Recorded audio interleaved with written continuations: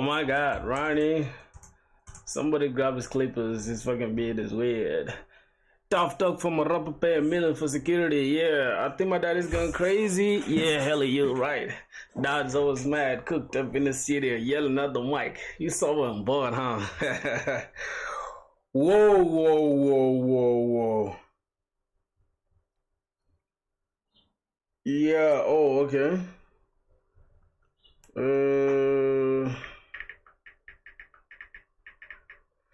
Me in your Java channel? What is that? What does that mean, bro? What do you mean by me in your Java channel, brother? Yes. Let's see. Let me make sure everything works before I can. Yep. All right. Let's go and share. Copy this. Copy that. I need a good. Tell me. Let me. I'm ping everyone. Let's go. Finally live.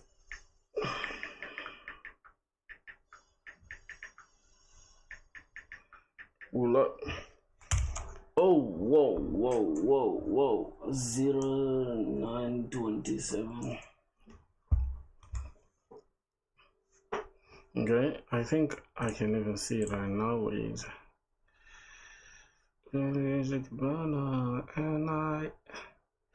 What's good, y'all? What's good? What's Gucci, my brothers?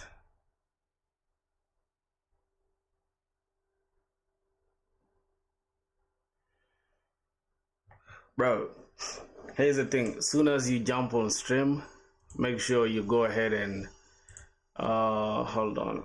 Make sure you go ahead and let me see. Anyone really?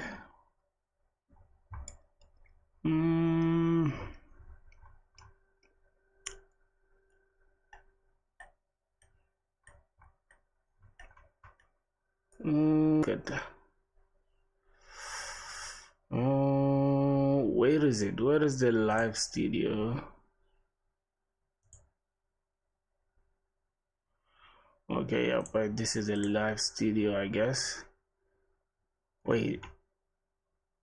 Connect your encoder to go live?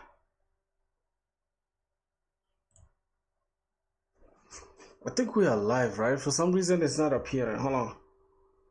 Why am I not seeing it? Restarting my coding. What? No.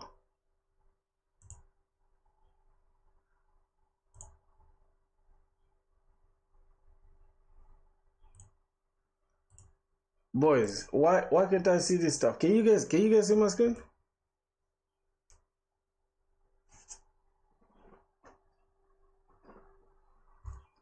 I'm wondering if you guys can see my screen though.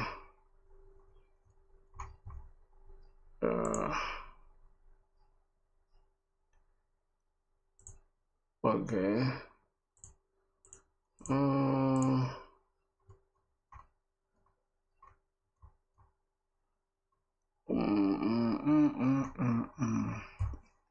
Yep, I think it's fine.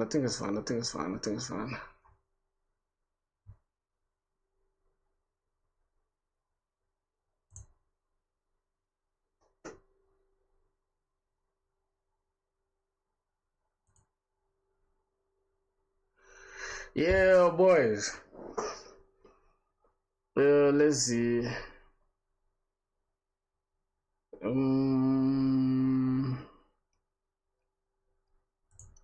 Okay, let's see. Which is better for DSA?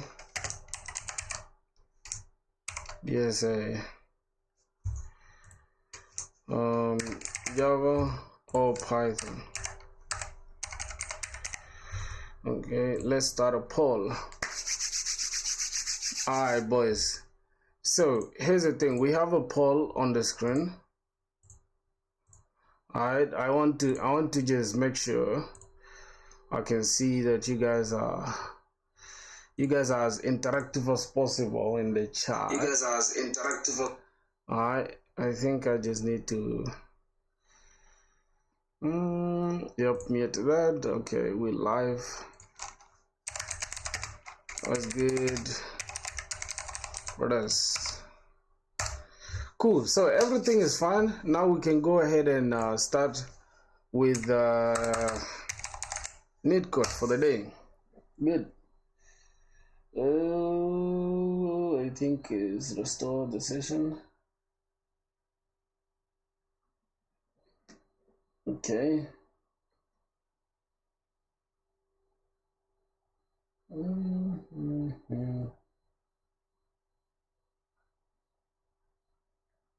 right. So we are good to go, my brothers. We are good to go. All right, let me now take it to this, and I'll change this to gaming and do good.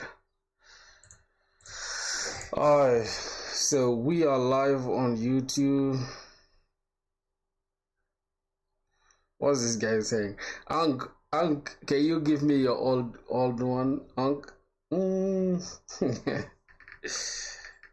I make money, I guess.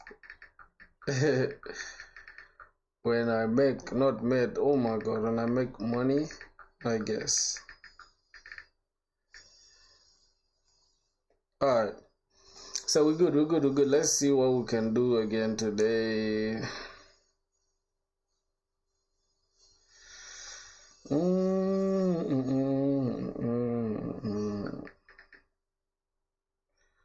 Alright, that's great.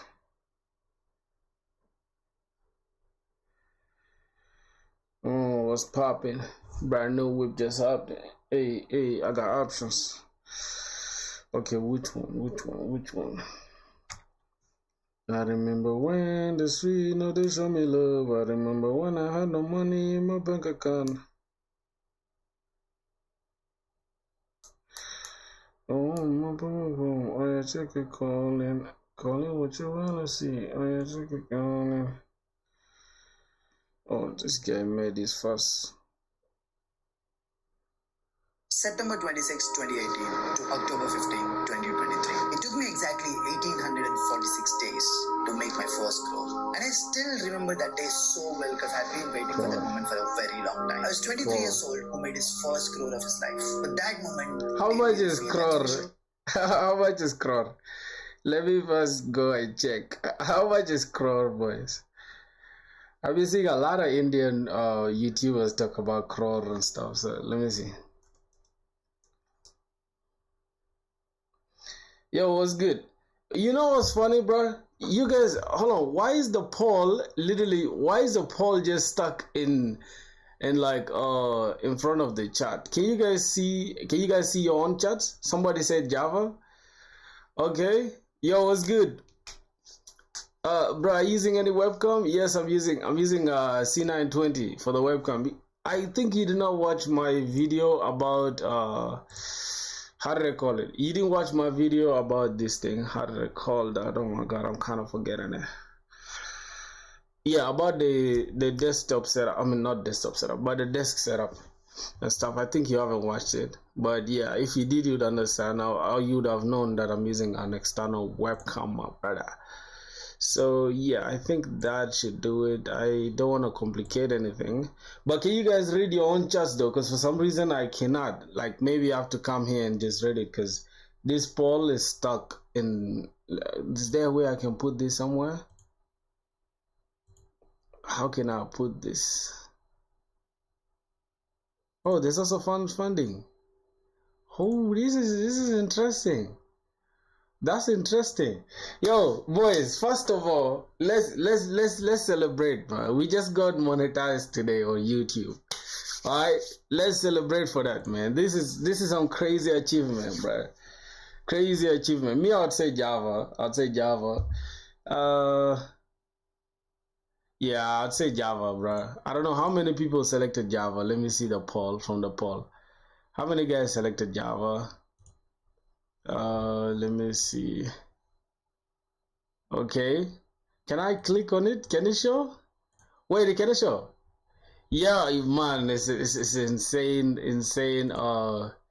Let me just end the poll here because for some reason it's obstructing like my view. I cannot read the chats well. So which is better for DSA? Java, 100%. Okay. Yeah, man, we got monetized today, bro. That's crazy. I woke up to that email and I was like, Oh God, thank you, Lord.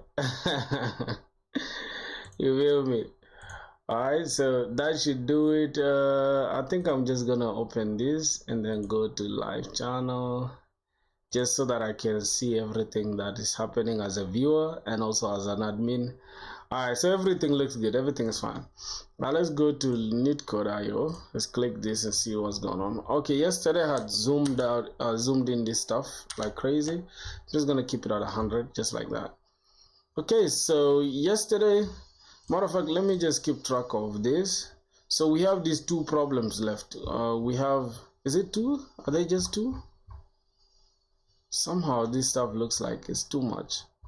Wait, how many problems are we solving? Oh, 7 out of 9. That means we're left with 2. So if we solve these 2, we are okay with arrays and hashing. Any problem that we shall do will just have diminishing returns, right? Because it will literally mean the same thing. So yeah, let's just continue.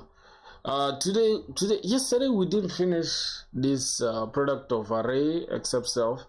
We didn't finish it, and we started also a chat application, a chat system from on eraser.io. Yep, we started a chat system as well, and I was thinking today we can also like work on it. But yeah, let's just keep going. Another thing I want to learn also this week is going to be Kafka. Let me just click on this. I want to learn Kafka or RabbitMQ, which are message queues. I want to learn message queues. Okay, queues like this. So the message queue that is there is RabbitMQ. RabbitMQ and also Kafka can act as a message queue or a broker. I think, yeah. So Kafka as well. So these are the things that I have in mind that I need to learn this week, right? So yeah, I'll put that in practice using this application as well. We shall see what we shall do better. All right, so let's go and see Wagwan. So today we have arrays, product of array except self. Product of array except self. So which one should we begin with, my boys? I think yesterday we didn't finish like the optimal solution. We got stuck in like yeah, the optimal solution was prefix something. Let me just log in. I remember when the street no they show me love. I remember when I had no money in my bank account. So I think when we shall get to coding part, that's when we can now talk about wait a minute. Yep. Yeah, so when we get to the coding part, that's when we can now how do I call it? So that's when we can now disable TikTok live, because I'm also planning to go live on TikTok as well. So let's see what's going on. There's a live update. All right, not bad. What's this? Stopwatch. Okay, so today we are going to backtrack a little bit. Right, let's look at roadmap here. We're going to do revision on. I don't think I need to do this. All these ones really. So we can just do like the optimal solutions for all of them. So we can begin with this one, with this two sum, then we can go to group anagrams, then we can go to top K elements, decoded and encoded. I think we're just going to skim through them. Then yeah, we shall see what's up next. Okay. All right, let's go.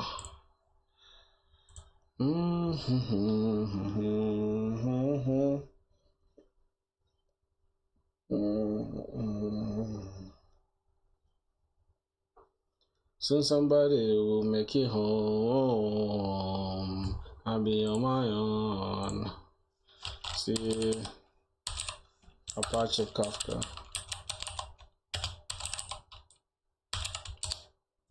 Apache Kafka. So let me go check my TikTok. Okay, TikTok at my risk. Watch it. Hey, that's a risk. Watch. Say that you want to believe we're gonna do it legally. Watching a picture literally. Hey, watching a picture literally doesn't work on the part. Ain't nobody gonna tell me shit, but I know I'm a lot. Trying to tell me the shit like a person, I know I'm a lot. Hey, whatever shit, the niggas are telling me better than not. Hey, what's my name? What's my pain? What you think? What's that? How does Kafka work in a nutshell? Okay, so this all gonna this all we're gonna do. Apache Kafka. Alright.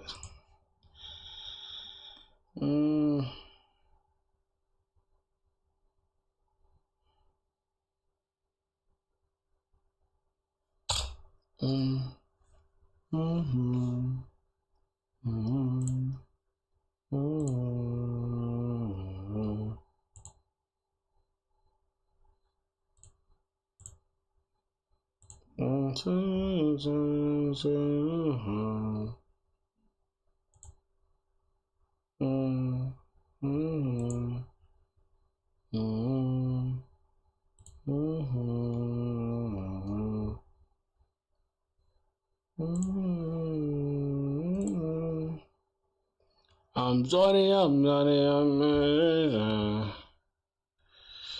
loving you is a losing game. Ooh, ooh,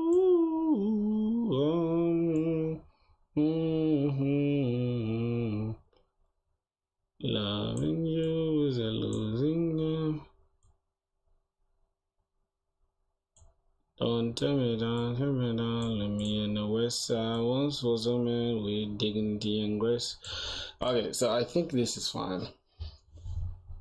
This is fine. Could you find a way to let me down slowly? A little sympathy, a vision, show me. Ain't let me down slowly.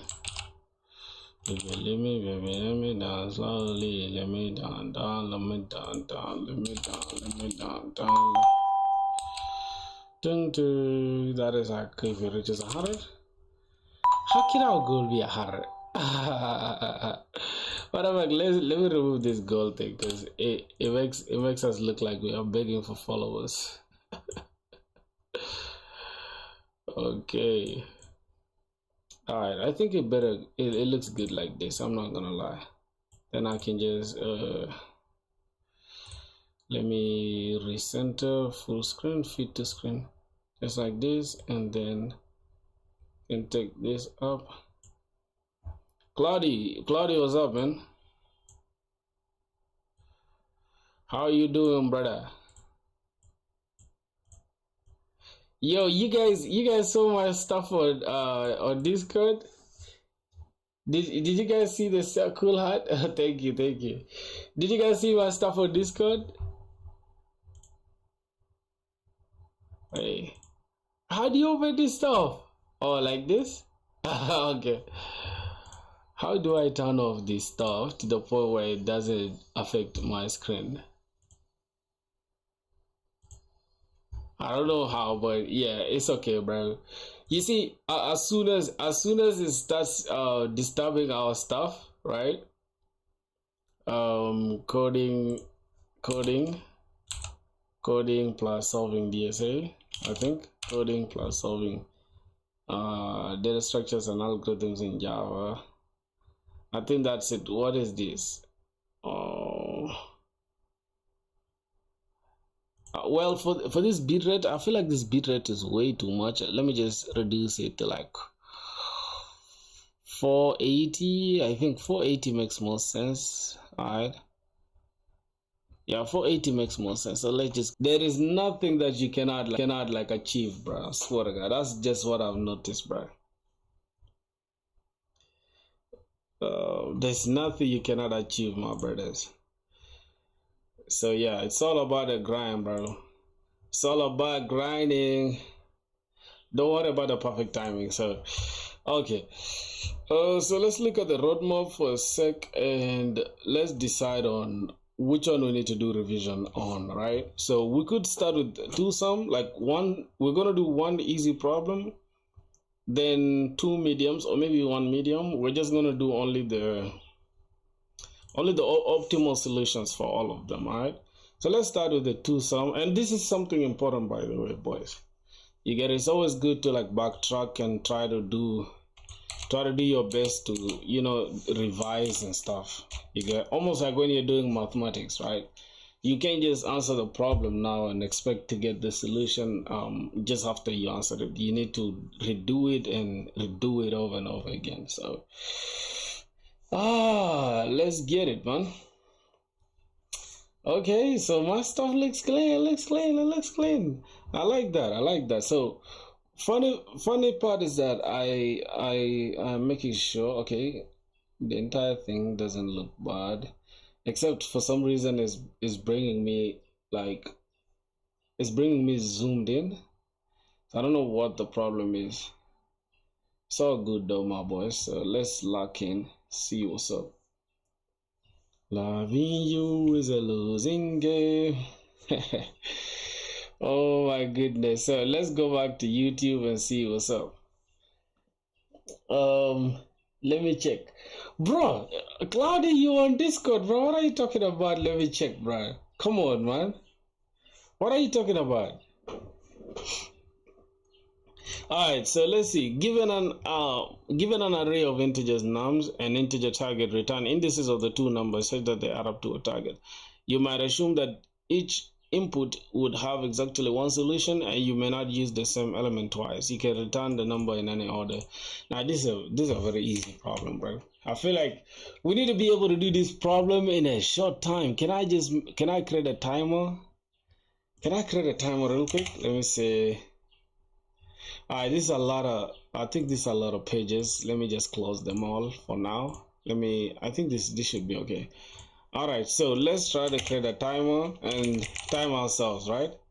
So timer, how many minutes should we give this problem? I think 20 minutes. If we cannot do this problem in 20 minutes, hey man, we have a problem. Alright, so let's just let's do the brute force real quick, where we just have to add the two numbers, we loop through them, and then int I is equals to 0. Let's loop through it, and then making sure I is less than nums.length, and yep, I plus plus. So that's it. And then for the second one, it's going to start from where I stopped. That means where I stopped, we're gonna say I plus 1, and then we make sure this is now less than the length of j is less than length nums.length. Okay, and then finally j we incremented every time, and boom. Let's see now, what do we need now? We need to have a if statement, right? We say, hey, if nums in position I plus nums in position, oh my god, in position j, if those ones equate to the target value, that means go ahead and what? Oh my god, we need to return their indices, right? So let's say return their indices. So return new int, and the indices will be integers, I guess. Yeah, something like that. New int. Okay, I don't know if this is possible. Oh goodness, let's try to return the indices like this, I and j. But yeah, obviously there should be an integer array, right? Because let's assume how many minutes do we have? Okay, 18 minutes, not bad. So let's say we have 2 7, given there 2 7, we have 2 7. This should be an array, obviously. So an array of numbers 2 7, what else, 11 15. Yep, and the target is supposed to be 9, right? Target is 9. So that means what two numbers can we add together to get 9? That's 2 plus 7, which is 9, obviously. And then their indices will be in position 0, and 1. Is it 0 and 1? Yep, 0 and 1. Yep, so those are numbers. So we need to return an array of integer, right? An integer array of indices I, and J. Then what else? I think finally, if or else here, we need an else statement. Or else, I think else we just need to return what? We return false, right? If it's not true. Yep, we return false for the else. We return false. So or else return false. Oh my goodness. False. And then finally, we just return an empty array if we don't have all that. So outside the loop here, we just return int, return new int, and then we can just, oh my god. Yep. So yeah, as you guys can see, I think we spent what, less than 4 minutes, right? So that's good. Let's run it and see what's gonna happen here. Let's run it and see what's gonna happen.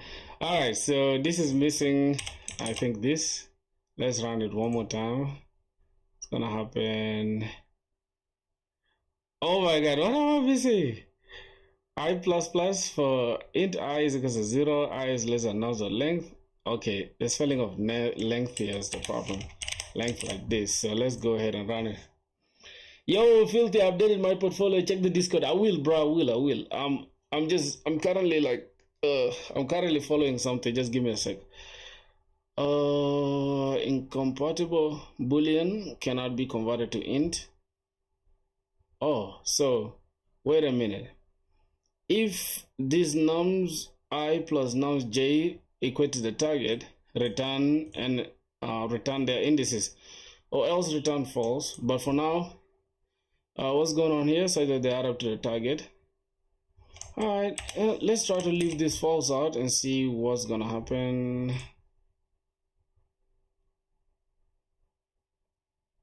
Yes. yo. What's up, bro? Java MIP. What's good, my brother? Yo, what's good, Taj? How you doing? What's good, Cloudy? What's good, my brothers on YouTube? How y'all doing? Bro, we having some fun on YouTube. I mean on stream today. So all right, so we have 40 minutes to optimize this, right? Real quick. So let me just go and optimize it real quick. This is the brute force solution, and the time complexity here is just going to be O of n squared because we're using 2 nested loops. And then the space complexity is going to be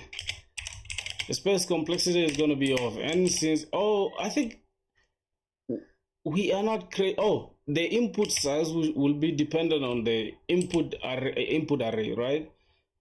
N will be dependent on the input array, right? Given n is the input size, right? N is the input size. All right, I think we're good now, boys. Let me just go and optimize it real quick. So I'm just going to comment out this. And then let's just try to optimize this real quick. Now, optimizing this, we need a hash map to store the key value pairs. So let's create a new hash map. And it's going to take 2 integer values. So, yep, the key value pairs will be integers. And then we're going to call this map is equal to new instance of the hash map. Okay, then that is going to be it. After that, we can now go ahead and just loop once for int within int num within nums, right? If that exists, right? After looping this, now we're gonna say compute if absent, I guess. Compute if absent. Yep. So let's grab the map. We need to grab the map dot compute if absent, and then else we need to add now. Hold on, compute if absent, is it gonna make it for us? No, we need to add some things to the hash map first. So let's go and add this. Oh my god, we have 12 minutes. Okay, no problem. Let's put this in the hash map. We say grab this, and then after we can check if that element exists in the hash map. Let's see. Let's try to think through that. This is kind of confusing. Haven't seen you streaming for a while, and boom, it's day 15. Listen, Amir, there's a reason why it's day 15, right? If you can go to my YouTube for a second, right? I don't know if I can show you guys this stuff, but I will show you guys in the like after the stream. I'll show you why we are on day 15. So I took a break of like 6 days. Yeah, I took a break of 6 days. So how do I call it? 6 days? Yeah, 6 days from 21st. That's the last time we had our stream. Then I took a break like this Xmas period and all that stuff. So yeah, that's why we went there. But I was coding though. It's not like I was for break and I just so I was still coding and I didn't want to like start over. So that's why I just proceeded from there. Okay, so now let's think about this solution. How are we gonna make it? Here we need to look for the two numbers that add up to a target. We have like 12 minutes to go. Just give me a second. Live timing, bro. Yeah. By the way, Amir, I didn't tell you, bro. We just got monetized today, bro. Did you see it on our Discord? Oh my god. I woke up very happy. We got monetized on YouTube, and that was like the best news I've ever had. Because, bro, it's hard to get monetized on YouTube, bro. It's super hard, bro. Yeah, I sent it to the squad. Here, I sent it to you guys. Look at that, bro. Can you guys see that? This is insanity, bro. Yeah, bro. This is just like super crazy, bro.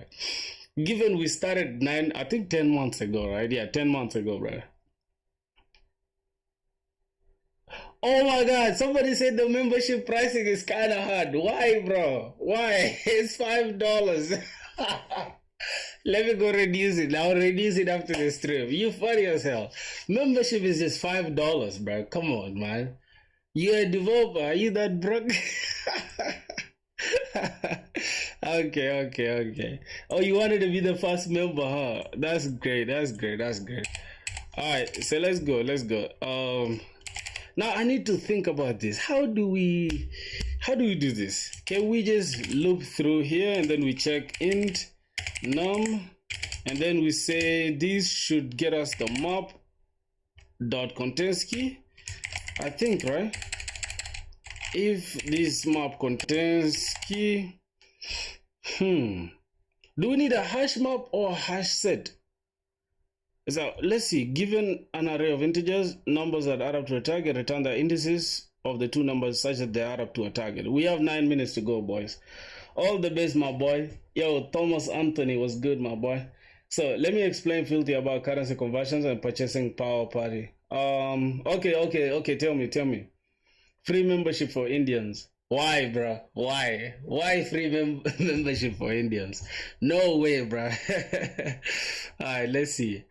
Int num map.contains key. Is it gonna help really? Bro, I have 8 minutes to solve this problem and this is giving me a hard time already. Jesus Christ. Contains key, then the key is gonna be num, I think. As long as it contains key num. Alright. So we have to first loop through this nums array, right? And then if num.contains key, let's just make sure contains, no, if map.contains key, not num again. Oh my god, I'm high, bro. Contains key.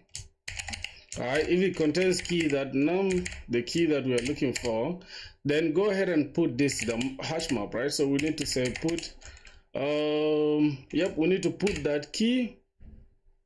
Put that key, or we need to get it as well, right? So we put that number, and then we need to say map.get key, or get all default. Make sure it's the default one, and it could be num or it could be 0, right? And then we can just go ahead and increment that, and boom. I think this should be the problem. This should be it, or else we return false, I think, right? No, or else we put that number there.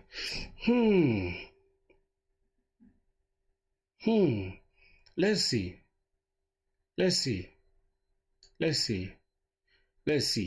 Okay, I'm combining these two there, right? This is not supposed to be here. All right, let's leave this here like this. So map.get or default, put the num there, or else do this, and then within the else statement we just put it now. So map dot put, how many minutes? 7 minutes, not bad. We put that number there, or else we just return. Congratulations, my brother. Hey, thank you so much, my bro. Most of you watching as students, you think they'll spend money on memberships? You're right for sure. You're right on that. They get it. So what the funniest part is that YouTube just lets you select the stuff which is default, right? But I didn't get the time to customize all that. You understand? And here's my take on this, bro. If you don't have money, don't spend money. You understand? You don't have to buy anything. These things are just like to support somebody. Like literally right now, if I watch you and I love your content and I have the, let's say $2, $3, $5 to spare, I can spend it on you. You get it? So you don't spend it off. Matter of fact, I might even turn it off. Don't do that. It's just for YouTube thing. You understand, my boy? So it is what it is at the end of the day. Return new int is, I think we need to return new empty integer. Okay, hopefully that is going to work. Let's see, we have 5 more minutes to correct in case we have any mistake. Oh my god, we have a problem for sure. New int hash map. What the hell did we just say? What the hell was that? What just happened? Okay, it's fine.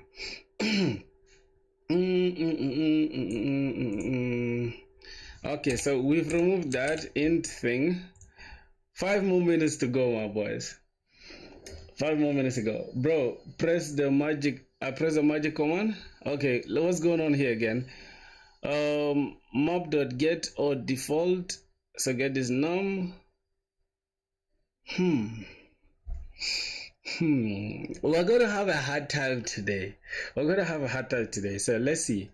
We first check if our hash map contains the key that we need, num, and then therefore we need to get map.get or default. We get num, or the default is this, or else we add this. Okay, let's just leave it at this, and I'm just gonna say map.or default.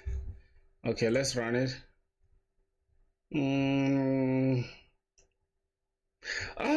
Okay, this is fine. Now this is the problem. Okay, all right, my boys. All right, now I'm understanding it. So here we get our default to this. Then we can we need to add I there. Let's look at what we have here. And num within nums. If map.contains key num. Oh, okay. So we are dealing with indices. So this is wrong. Oh my god, we are not going to solve this in that time. I apologize, my boy. We're not going to solve it in that time. Jesus Christ. So for I is equals to O, then int I is less than nums.length I plus. Okay, that is cool. That is cool. I think now we can say if map dot contains key, if this contains key nums, I think, then we can now go ahead and say grab for us that stuff that we have. Oh, we need to also get the difference. Actually, we don't need the nums, we need to get the difference. Okay, that is going to be int difference is equals to, we need to get nums minus target, right? Minus the target, and then we say if this map contains the difference, then go ahead and say map dot get or default to 0. Yep, get that the key, and then this is going to be nums I and 0. I think the default will be 0 if we don't have that nums. Okay, that should be able to give us. Then we increment it by 1 every time, or else. Oh my god, I'm racing against time, bro. Or else mob dot put. Then we can put that. How can we do that? How can we do that? We need to put the indices. Okay, so we need to go ahead and put nums I, and its number I. Oh my god, let's try it out. Let's run that.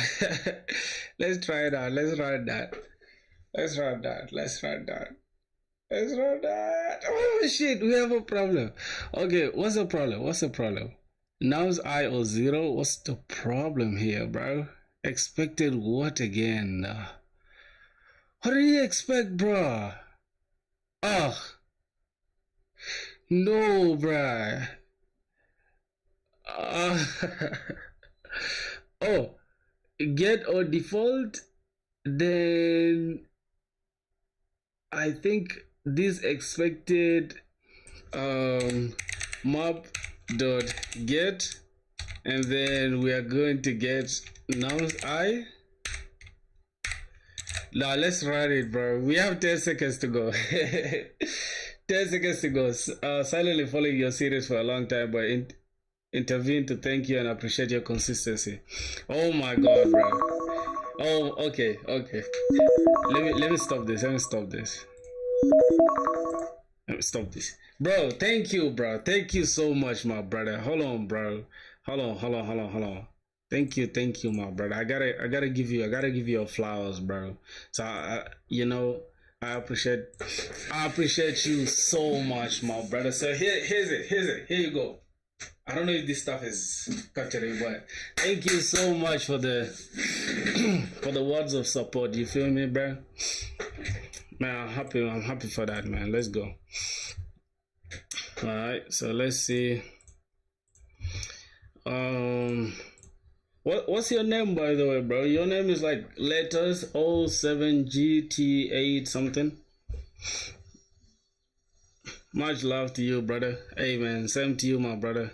Same to you for sure. And matter of fact, I think you guys should join the Discord though. Let me send you the link, cause yeah, let me see. Most of my people are always with me on Discord here, so you can join the Discord. Come say hi. Come say what's up. Vibe with us. I think you joined the Discord if I'm not mistaken. I don't know. All right, let me just go here so that I can send the link for the Discord. Say join the Discord, brother. Okay.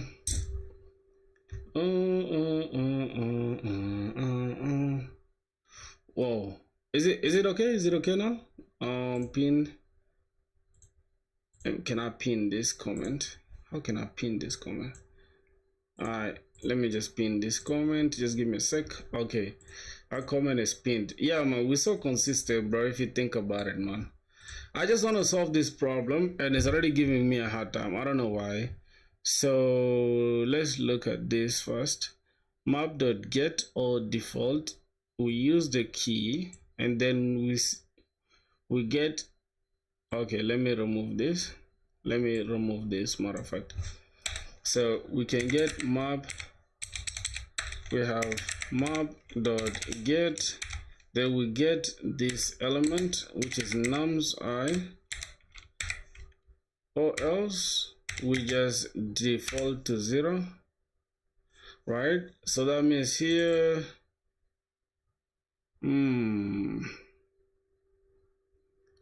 map.get or default to this and use this key.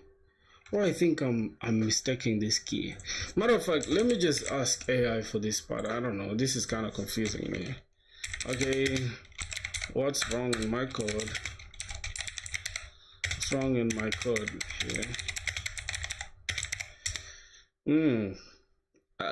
Sometimes my brain is just like overthinking, so I don't get to understand what's going on.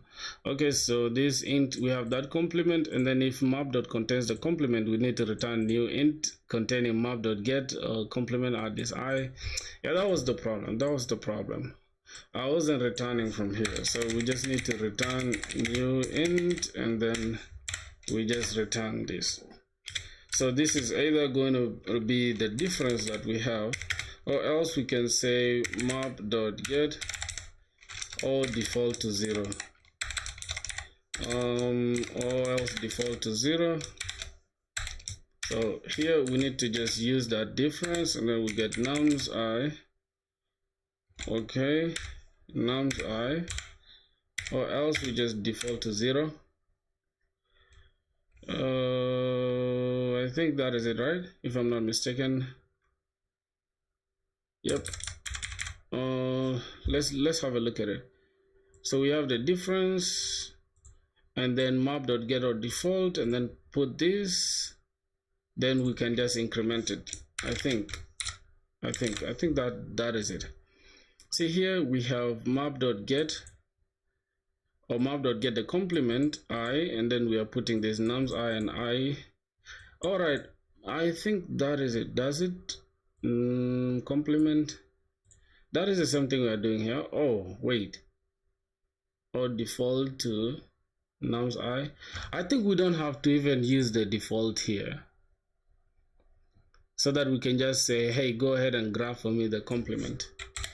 So let's grab the complement, which is the difference. So just say map.get get the difference.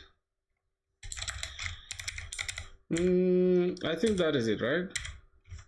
That should be it. We are getting the complement, which is the difference, then we add just I to it. Okay. Map.get this, or else return I as well. And then let's try to run it and see what's up. I'm planning to add a marquee effect on my portfolio, which will have the reviews of big people on my portfolio. I want yours as well. I'll check it out. What's going on here, bro? What are we doing wrong? Map.get, passing the complement. Okay, passing I. Is it not what we have? And map.get the difference. The difference is num minus target. That is what we have here, isn't it? Int target minus, target minus nums in position I, and we are talking about nums minus target. So we are instead returning this as like target minus nums in position I. Okay. My brain, bro, my brain is not braining.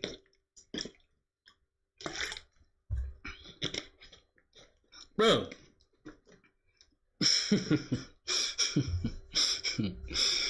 Oh God. What's really going on here, right?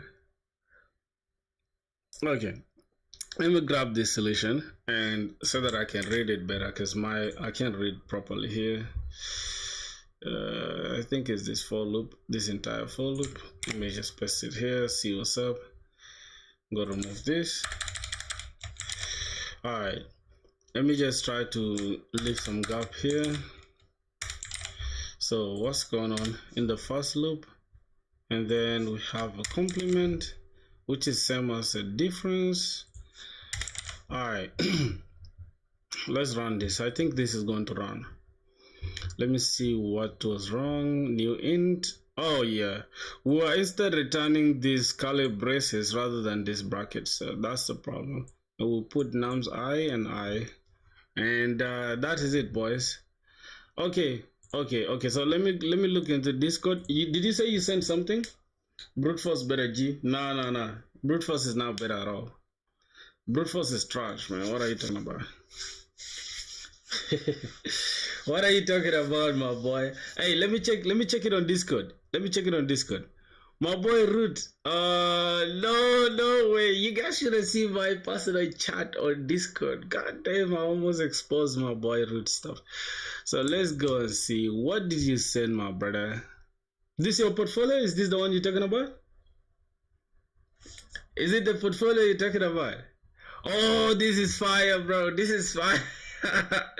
Yo, this is fire. Oh my God, I like that for sure. Hey, I like this hello effect thing, almost like MacBook thing, right? Okay, let me check out dark mode and light mode. Why is there some delay, bro? I don't like that delay. For sure. Nah, this delay doesn't impress me, you know. Remove that delay, boy. Like between light and dark mode. Remove it. Oh, you have this Command K thing for searching? Okay. Interesting, interesting. Bro, you spending forever on your portfolio, man. This is crazy. Alright, so this is your name. Why are you verified, dog? Why? Why are you paying for that? I make things that work. Sometimes they matter. Okay, that's interesting. So you have the GitHub activity. Wait, can I ask you how you got this GitHub activity to be here? You have 1,038 contributions last year, bro. How are you contributing that much on GitHub, dog? All right, let's see. Easy invoicing, zero stress. Okay, these are your projects. Are they live? Oh, you can fetch it. I didn't know that. Wait, are these projects live? Are they live? How about this? You have okay. You use JavaScript, TypeScript, Python, React, Node.js. You use Tailwind CSS, Bootstrap. You use Firebase, Superbase. You use MongoDB, Postgres, AWS, Git, Docker, Postman, and Bun. Oh, okay, bro. Your stack is nice, bro. It's all JavaScript and Python. What do you use Python for? Is it machine learning? Okay, let me check out just one project and then we can just go for the next one. Open Graph, previews made simple. Tags for any URL. What is Open Graph? I don't know what that is, but it's okay. Let me go and grab one of my application. Which one? What's the name? Okay, let me just grab Filthy Store. Let me go to my GitHub so that I can see something. Oh goodness. All right, let's go. You're planning to add a marquee effect. What is the marquee effect thing you're talking about, bro? Okay, let me go to the portfolio.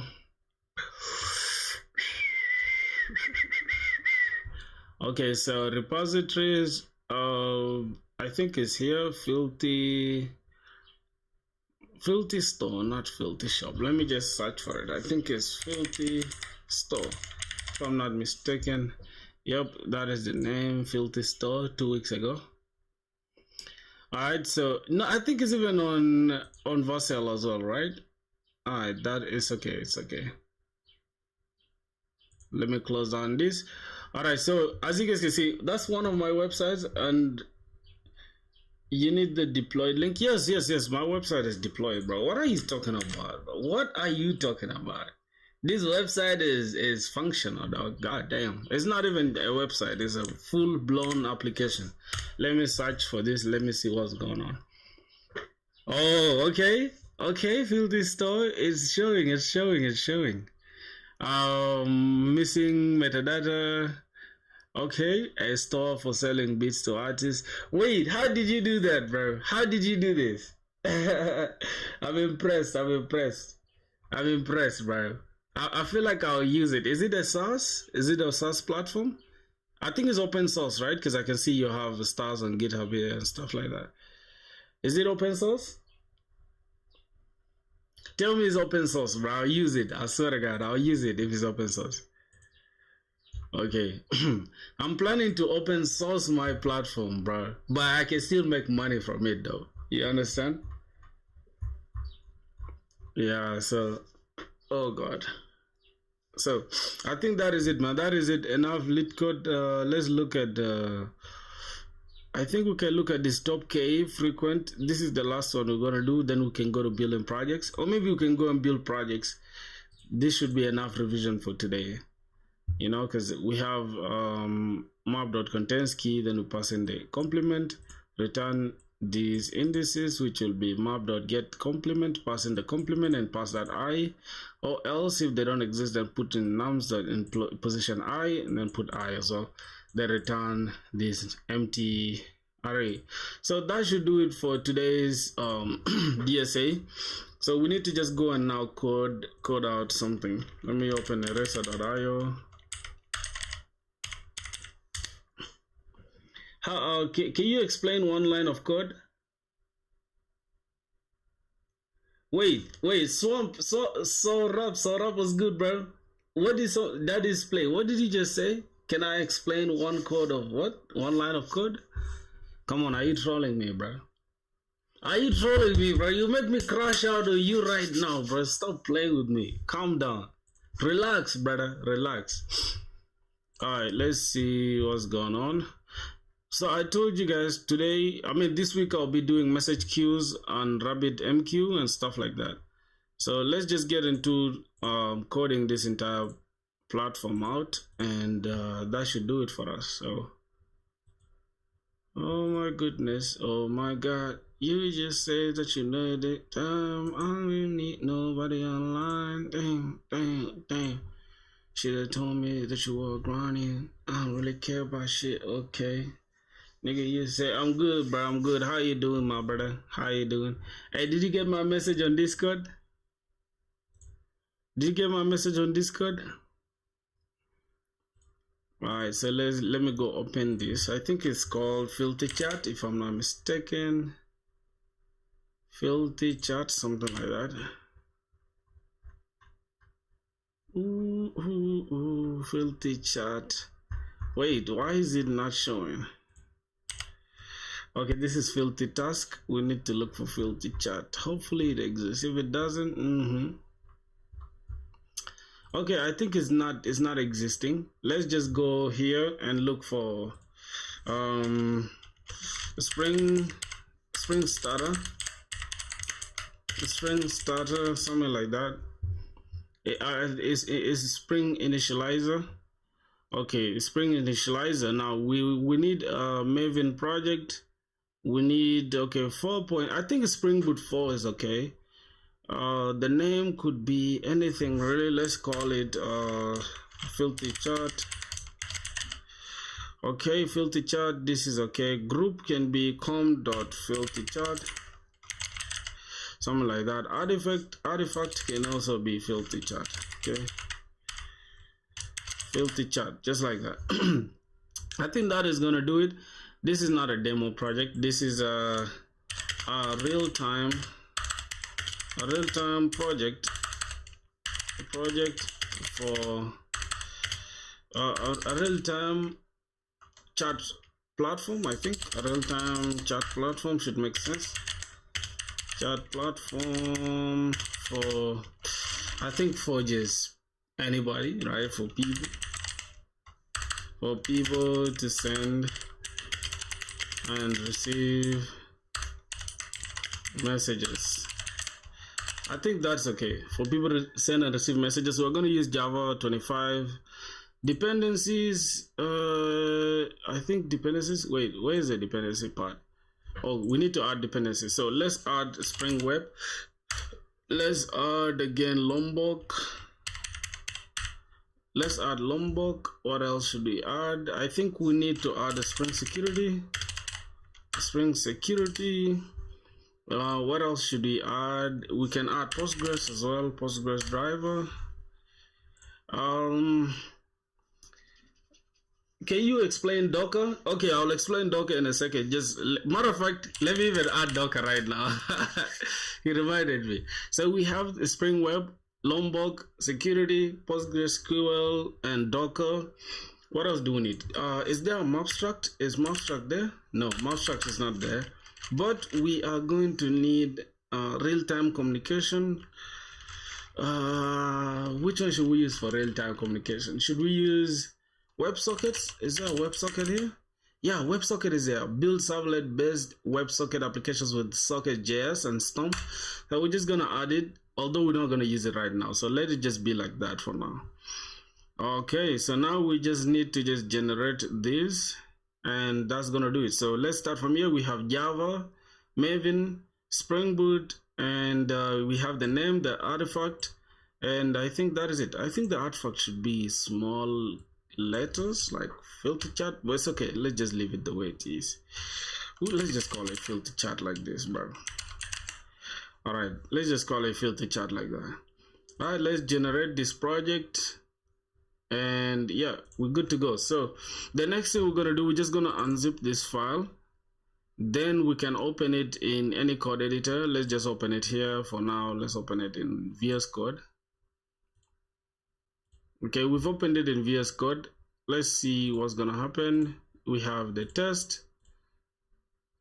Okay, let's close that. Let's close this as well. Bro, why are there so many things going on here? Let's open Java, filthy, and then we have the first project. Okay, for some reason this is so bulky. Let's close this out. Close this as well. Open this. Okay. I think you guys can see my screen, right? I think you guys can see my screen. Yeah, we could have used IntelliJ, but for some reason IntelliJ is just going to slow down the entire thing. You get it? So let's just use VS Code for now. So we have filthy, but I don't like this. I don't like this as a entire thing. So let's look at. Let me go here and ask. What's the best way? What's the best extension? What's the best extension for Java in VS Code? I want to look for the best extension in Java. I mean, the best extension of Java in VS Code. Spring Boot enhancements. Which one should we look for? Extension pack for Java and install. So let's go to our VS Code again. Enable null types. Let's look. Let's call this Java. I think.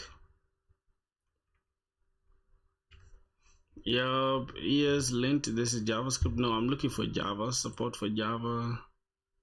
Okay. Java. I think it's already enabled, right? Debugger for Java. Okay, that's cool. Gradle. How about Maven? Maven support.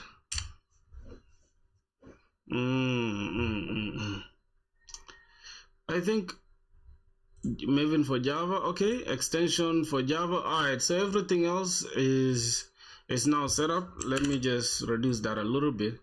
Okay, so let's open our application and then try to run this. How are we gonna run this? Is it just gonna run by itself like this when we click? Is it gonna run? Let's run and see. Okay. Oh, it's running. Interesting. But wait, what's going on here? Spring Boot doesn't exist. Can we run it using maven.mvm? Can we just say run? I think run build, if I'm not mistaken. How do we run this in the terminal? For some reason, I've never used VS Code for Java, so this is a learning curve for me as well. Let me go turn off this Discord. False quitted. Okay, let's go say, how do we run Java Spring Boot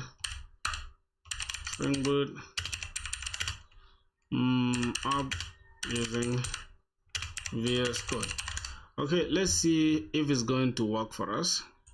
I think it's gonna work. It's gonna work. Okay, so the prerequisites, we have everything. Then open your main class annotated to this, and then click the green run button above the method. I doubt if that is supported in. I doubt if that is supported here, bro. That is not supported here. You cannot find the green thing unless you use IntelliJ. Let's just go and use IntelliJ. Okay. So let's open this using IntelliJ. Bro, there's nothing that I hate more than like a slow stuff, man. What's going on here, bro? Okay. Open a project. Download filthy chart. Let's look for filthy chart. Okay, add it.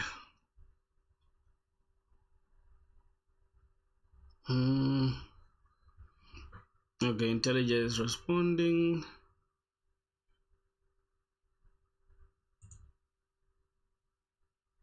All right, so IntelliJ is just gonna scan for us the stuff, and then hopefully it's going to work.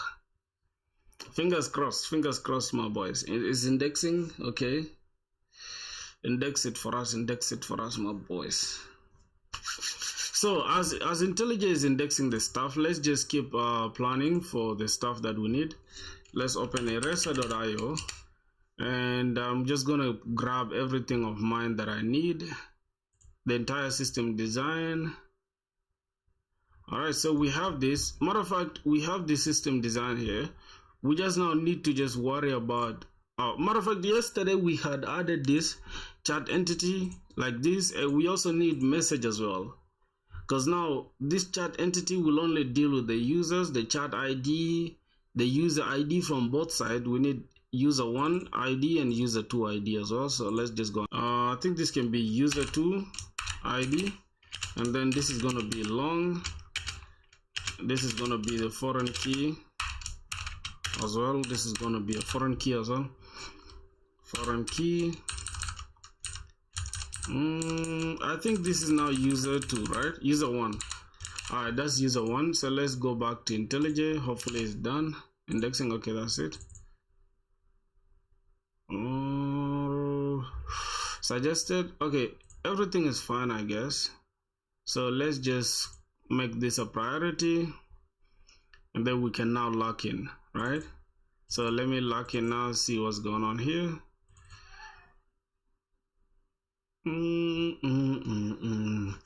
All right, boys, so the first thing we're gonna do when we reach here is to make sure we have our main application running.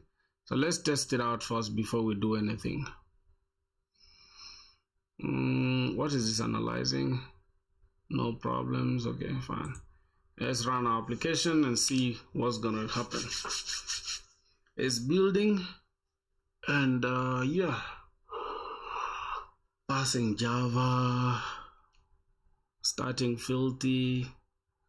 Okay, so we have a problem.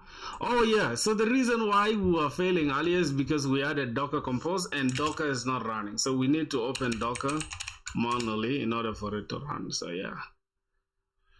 Oh goodness.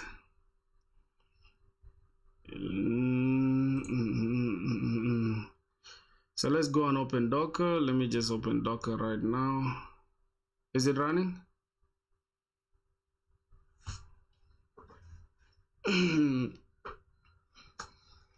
Is it running? Is Docker running? Let's just open it manually, bro. Okay, we can just check it here in the terminal. Okay, yeah, I can see it here. It's loading. Nothing to show. All right, so we have starting the Docker engine.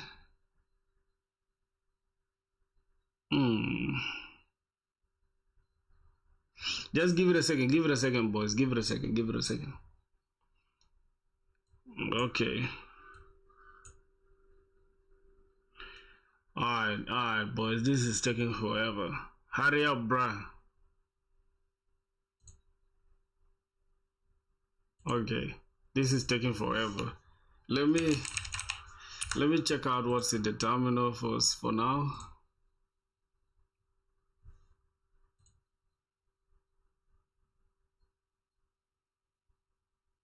Restart. Okay, restart the Docker. Bro, can somebody tell me why this stuff is just getting stuck like this? Why is this shit getting stuck, bro? I don't understand this shit.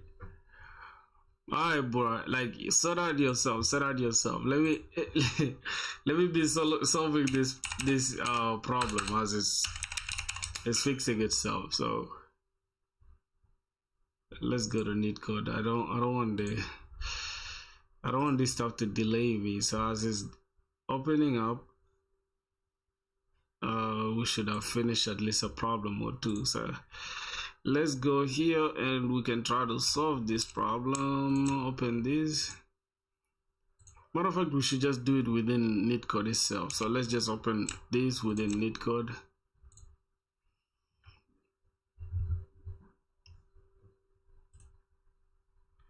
Quit this. All right, so let's say we have given an array of strings. We have group all anagrams together into sublists. You may return the output in any order. Interesting. So solving this problem is not really going to be a big deal, because at the end of the day we need to return a list of lists, right? So we need to return a list of lists, right, of integers. I mean, they're going to be strings, I guess. Yep, they're going to be strings. So there's going to be a list of strings called list. I think this is going to be group.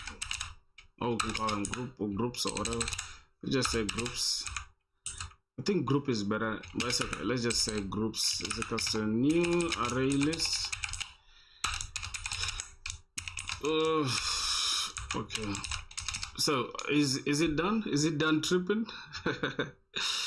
If it's done tripping, then I can continue from where I stopped. Okay.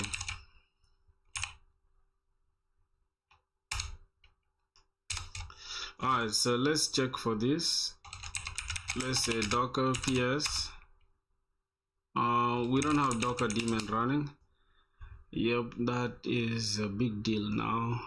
So you know what I'm gonna do? I'm gonna first close this entire IntelliJ down. Let me close IntelliJ down. Close this as well.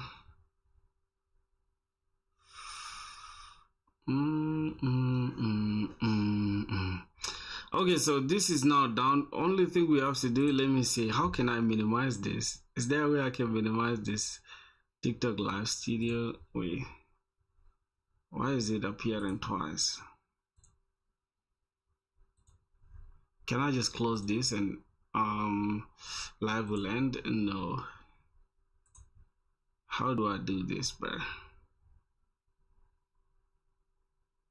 Assign to this desktop, and then I'll just, okay, fine. Now we need to just open this Docker.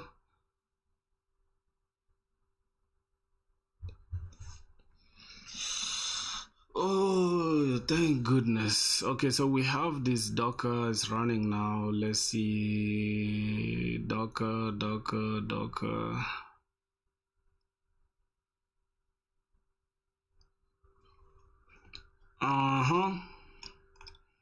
Okay, we don't have any containers. That is nice. So what am I gonna do? I'm just gonna close it from here, quit from here, and then let's open Ghosty to see if we still have the Docker daemon now activated. Then let's check. I think it's not gonna open like right now here, so let's just we can even check it here like this.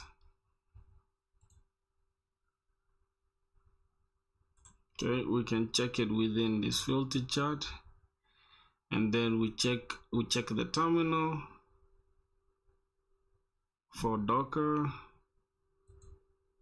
That open up, brother. Okay.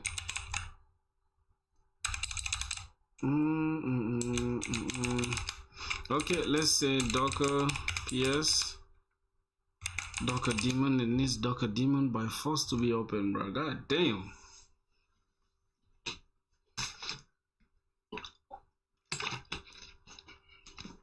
Imagine, bro.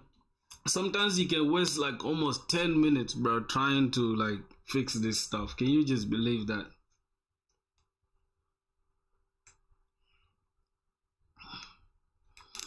Okay, let's see what's up. Let's see what's up. God damn.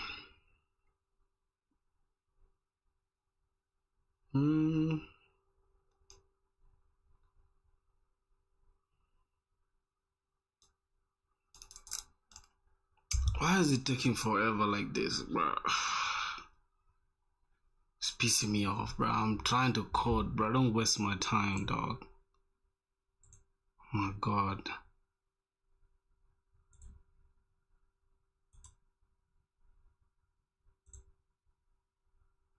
Okay, damn.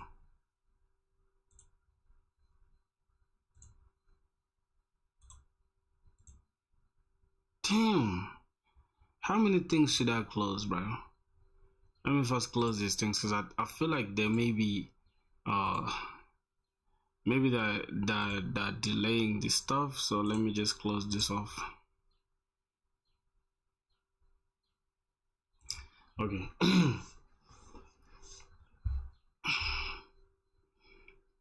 I can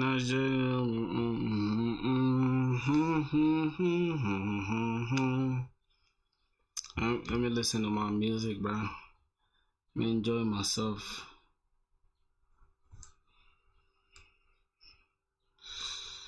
Let me open what Jeddah Breezy. I mean Florida drill playlist. Let me open playlist for Florida drill, blah. Let's go. Okay, let's open filter chat. Florida drill. Boys, we're going crazy, bro. Look at this playlist.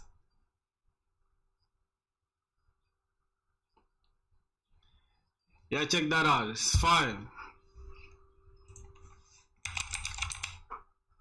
Okay. So let me check the Docker PS. Okay, we don't have any containers running. So we don't have any containers running. Only thing we have to do now is just run Docker. Let's say Docker compose.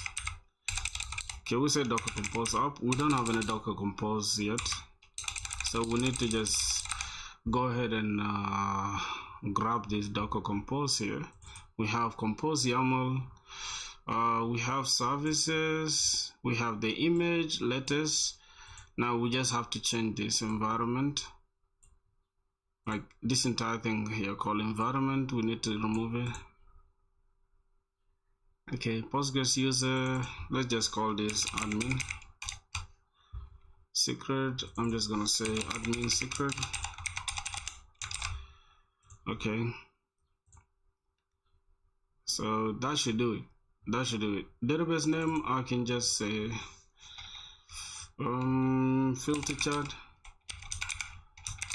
filter chat DB. I think filter chat DB is okay. Yeah, the port is fine. So let's go to properties. All right, let's go to application properties. We have filter chat. Now the next thing we need is just to add the properties, which is easy. We can say spring. So we can say a spring dot data source. Oh, we need to add JPA as well. Let's first go to pom.xml. We can add JPA.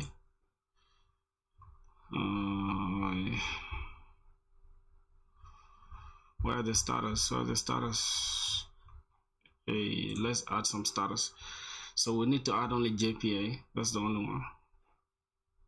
Okay, let's add JPA. Spring data JPA. That is okay. It's going to analyze and index it. Then we're good. Don't you need to sleep, bro? Nah, I don't need to sleep, bro. Not at all. I'm good. Hey, bro, this song is fire. I'm gonna be active, bro. I'm not sleeping. Nah, bro, you boys are missing on this song, bro. Ooh. Okay, so let's just go and start coding out this project.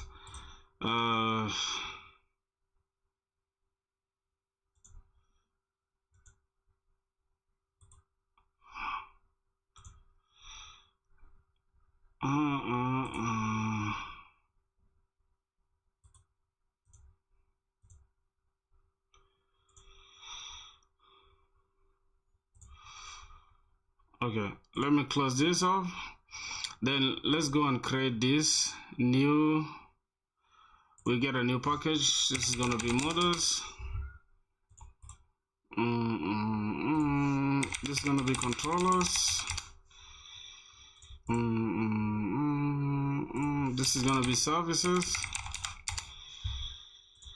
What else? What else? What else? Okay, we have controllers, models, services. What else? What else? What else? What else? Config. Are you tired, bro? Are you sleepy? Okay, config controllers, models, repositories.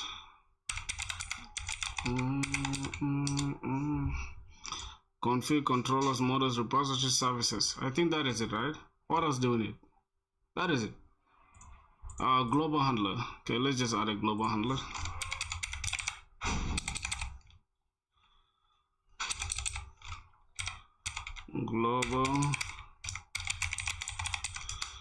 Global handlers. Oh, due to inactivity.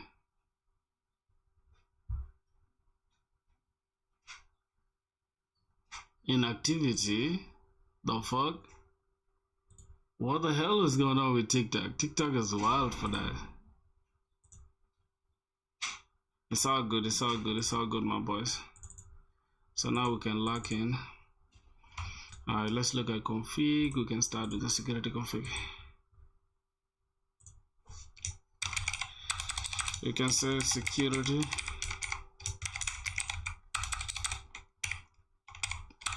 config. Boys, so somebody said he said something. Let me just go to my dashboard and go and add some changes. Just give me a sec. Okay, give me a second.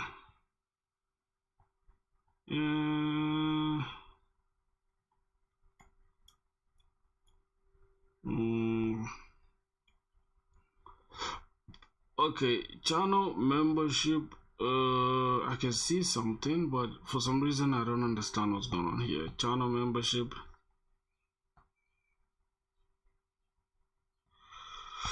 Alright, let me fix this just 1 second. Give me a second.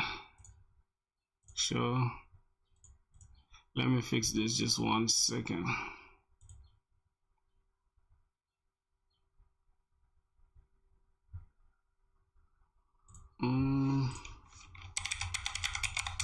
I'm just fixing something real quick, okay? It's just something that is very, very, very prone to people hacking you, you know.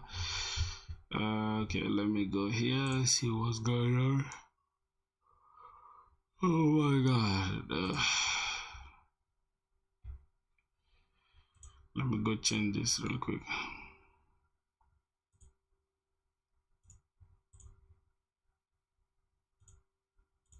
So somebody said something interesting. It's like I need to change this, so let me go here.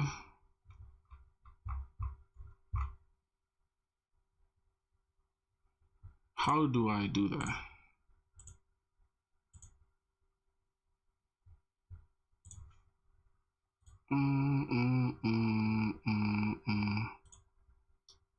Wait.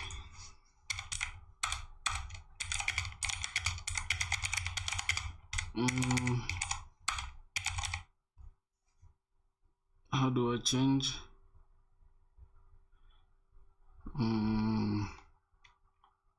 YouTube membership.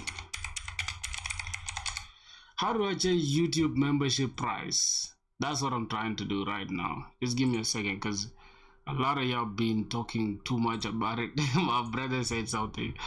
How to edit or create? Let's see. Okay, I think you guys can even watch it though, so you guys can see what's going on. Let's see. Here's another quick tutorial. In today's tutorial, I'm going to show you guys how to edit or create membership tiers in your perks stuff further. And you have on the right side where it says your membership offer, there's levels, as the levels, in which case you can then go about and adding different tiers or different connections to. Okay. In which case, so somebody saying tech enthusiast and then IT member. I think that's the same thing that I do have here. Something like this. Levels. Yep, there is one which is, let's say, what's going on here? Customize. How do we change this? The price is just this will automatically converted and adjusted. What? Customize. Wait, how do we do that? How do we change it? For some reason I cannot change it. I don't know why I can't be able to change it. Filter Squad Rookie. Okay, let's Filter Squad Rookie is a nice name. This is 40. Let me delete this as well.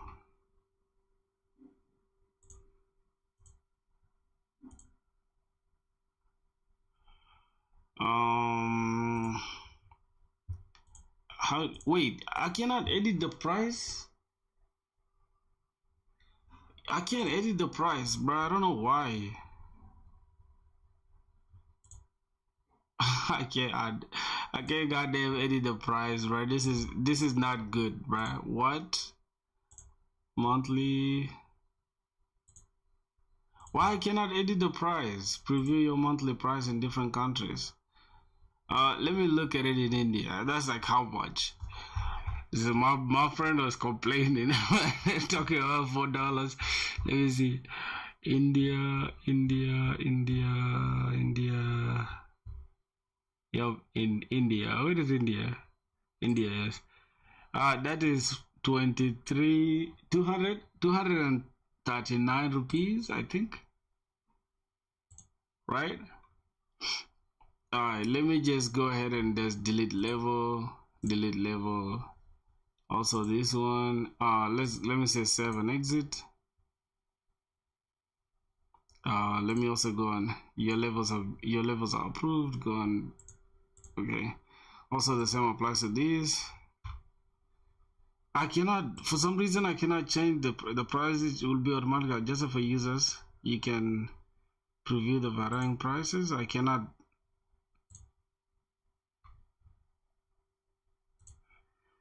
Bro, I don't know why I cannot change these prices though.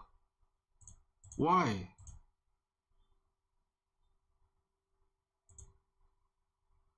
Oh yeah, I think I can select it from here. Okay, I'm just gonna say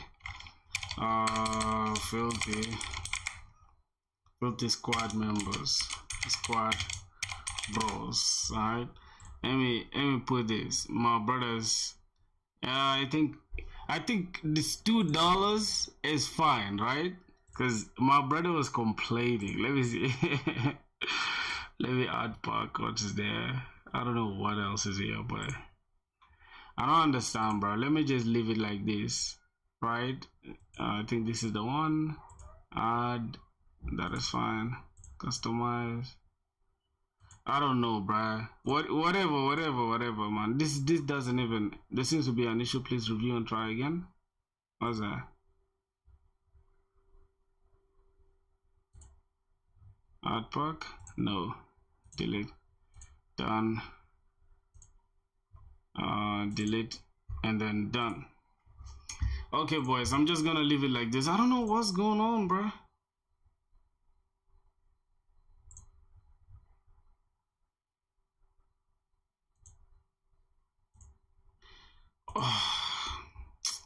Boys, I'll just do this thing after, man. It's okay, boys. You know, if you guys don't wanna join, it's fine. You know, it's totally fine. I don't know why somebody was pressing about it.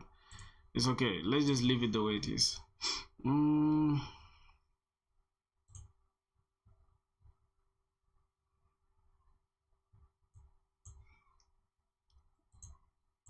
Let me see. Okay, so let's get back to coding, bro. Let's get back to coding. Let's go. Okay, so this is gonna be our configuration. All right, now we need to create this security config. First, we need to get the security filter chain. Let's go public security filter chain. Security filter chain as filter chain, or we can call it security filter chain, just like this. We're gonna take in HTTP security, then we return HTTP. Then this might throw an exception, obviously, so we need to account for that. And then finally, this is just going to return for us http.build, and that is going to be it. Now let's go back here. How can we, okay, just like this. Now for here, we need to get this http and say this, we need to first disable the cross-site resource, cross-site request forgery. We need to disable this. You say abstract http configurer. Let's go ahead and disable this. So disable that. Finally, we need to also disable, I think we can disable our calls, but for now let's leave it the way it is. And then we're gonna say get this request.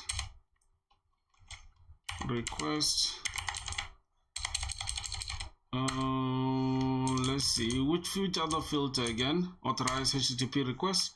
We need to do something about it. So for any request, right, we need to authorize. So let's grab this auth, and then we say this auth. Now we're gonna say auth here. Any request should be authenticated. Any request should be authenticated except a few that we shall give here. So any request should be authenticated. This is the first one, but the second one here, we're gonna say request matches. Let's get the request matches. So this should be any endpoint, right? If we have /API/ I think this is gonna be chat. Now for some reason nobody should be able to get our chat messages, right? So I think people should be able to see users that are online. So API/v1/users that are online, anybody should be able to see it. So let's just say permit all for this endpoint, and that is gonna be it. We can just close off here. Okay, then I think that is it really. Let's see, HTTP. All right, if there's anything else we shall add it. So let's just turn this into a bin for now, and that is it really. And we also need to, I don't think we need any password for now, right? Let's just keep it the way it is. Let's keep the security config like that, and we can just go to let's go to our handlers, and then we can call this global exception handler. I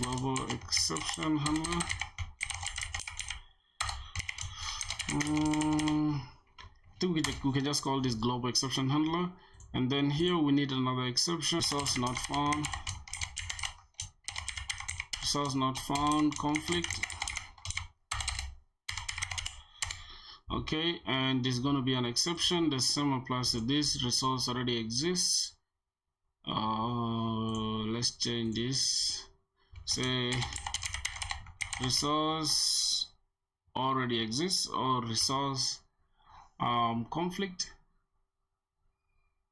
resource not found exception, and then resource conflict. I think that should be okay. So let's just change this to resource not found exception, right? This is going to be an exception.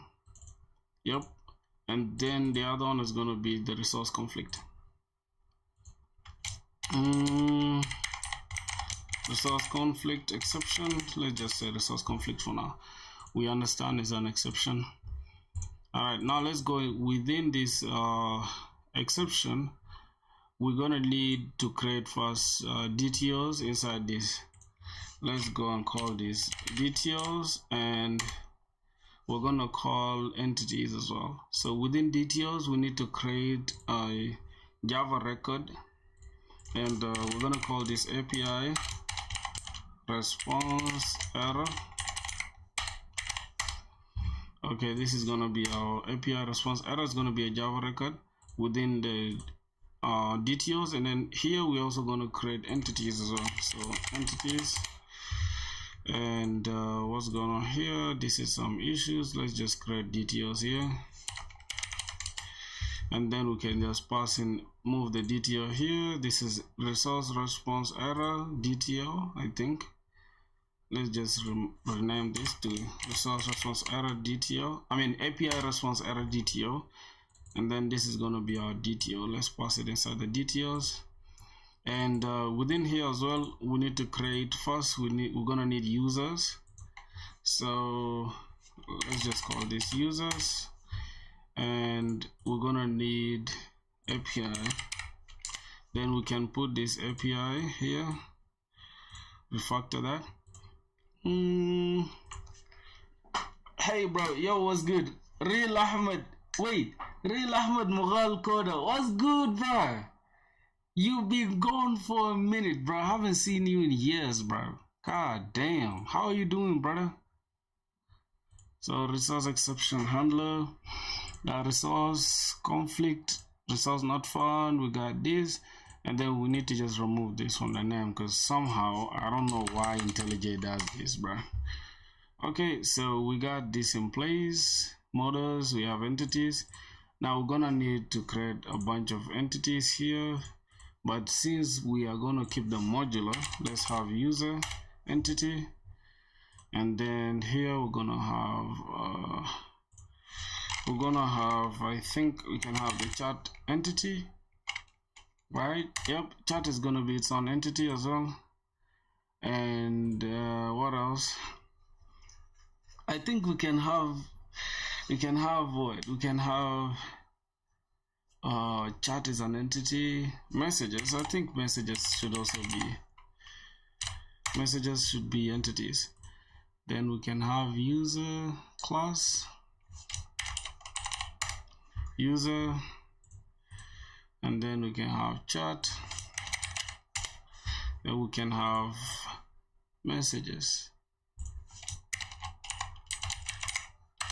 which is message. Alright, there's some problem here, bro. I don't know why IntelliJ does this, man. This is annoying me. Why would you have this? What the hell is this? It's nonsense.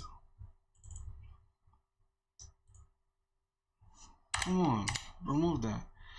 Okay, I just want it to look like this. So users, we can just have this as user, and then we can have the chat entity as well. Then we can have message. Hey, what's up, brother? What's up? You're unstoppable, man. Bro, why did you use Eclipse when you have VS Code? Any reason? I'm not using Eclipse, by the way. I'm using IntelliJ IDEA. But there's no big reason for it. I don't think there's any like big issue. I just like to use IntelliJ. VS Code, I don't know. It's not reliable like for the use case, you know. Okay, so we have that. Now let me put the chat within this. Let me put the message within that. Users within users. Alright, that is okay. We have entities and we have DTOs. We have, instead of this, what the hell is DTOs here? So let's just rename this to chat. This is chat. And we have users. Let's just rename this back to user. And then we have another one which is going to be chat, right? Message rather. Alright, these are the DTOs and then these are the entities. So let's go to this DTO and we can call this.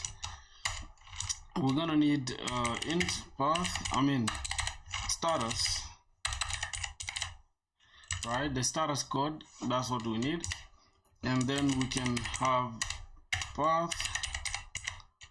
Path is a string, then message, and then timestamp, which is local date time. And we're just gonna call this timestamp.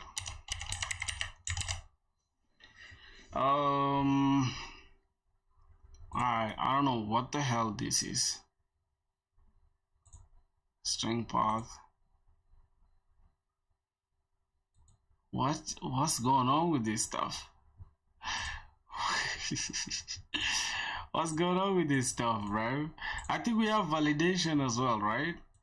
But validation will be coming from the input one, so Yeah, we need to go and use now this one, the path. Okay, this is going to be the status code. Message should be the first, right? The error message. This is, let's say the error is 500.044, and then it should be on /API/ something. Then the message will be the message that we have, and that is it. So it's okay. Let's go and use it within our global exception handler. We're just gonna call this REST control advice. That's a REST control advice.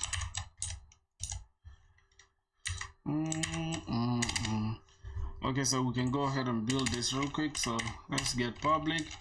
Now we need to annotate this with exception handler, and then what are we handling? We're gonna say I think we can get the resource not found dot class for now. Or we need to handle input validation first, so we can have resource method.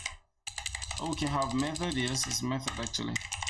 Method argument not valid exception dot class. Okay, then we can have public API. I think we can get the response entity.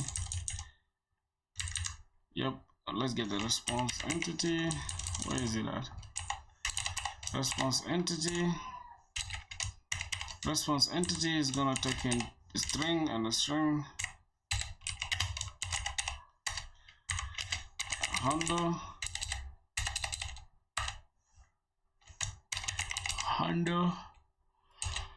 I think we should, since we have that in place, right? Let's just use it. API. Let's use the API response error DTO, and then we can say handle validation exception. Then we take that. Remove the comma. Okay. It's fixed. All right, so this is okay now. The other thing we need to do, we need to make sure we return this as we need a hash map actually.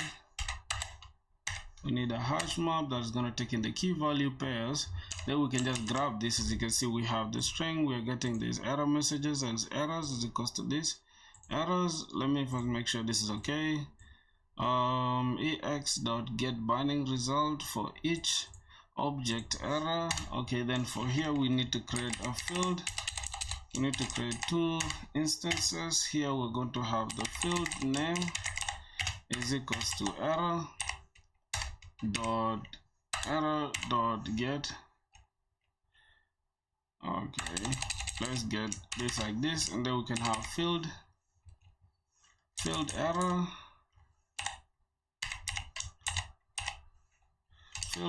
as error. Here we can have the message. Let's say error message.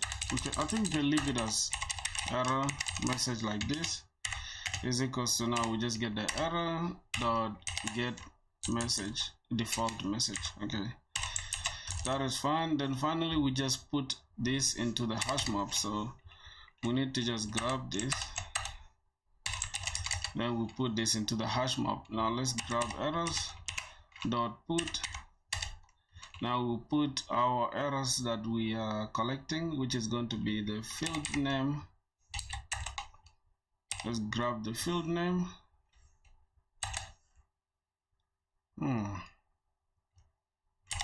Where's our field name?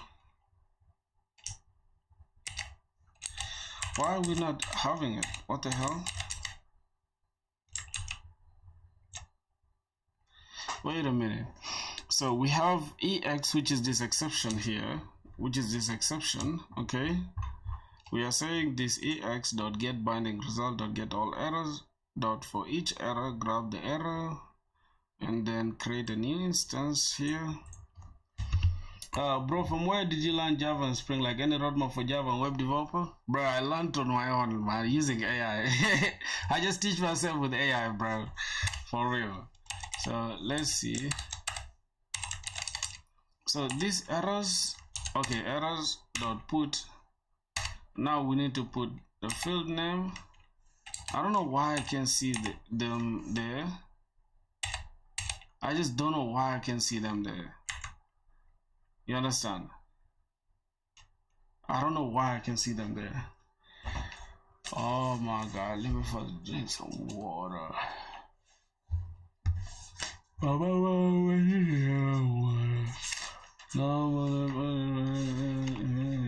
Lately I've been walking through the night. Just give me a second, my brother. Let me have a look at. I think there's something I put down here. I'm kind of not seeing it. Oh my god, that is every night. Every night. Alright, boys. Yep. This is it.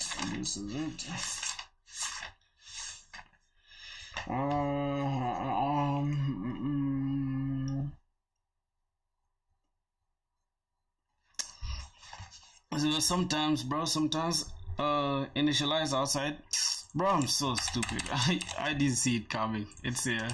I initialized it outside for real. I didn't even see that for real. So we have this map name and that, and then we just return this. You need to return new instance of the response entity. Then we pass in that.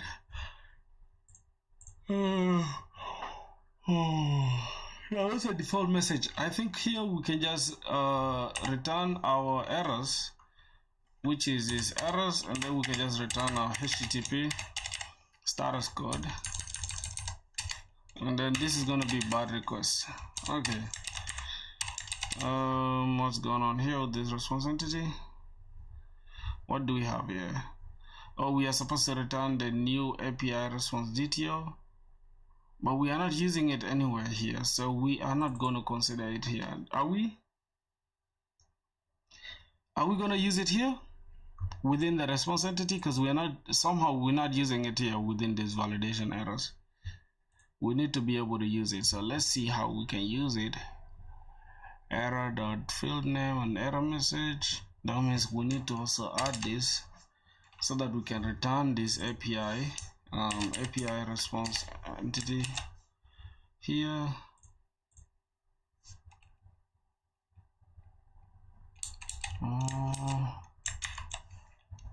Yeah, we kind of have a problem here. Oh my god, bro, I've written this thing 1,000 times that it annoys me when I have to do it again. Let me just open this and grab it from here. Yeah, these are the things I don't want them to waste my time. Let's just grab it from here. Okay, let me just grab it all from here.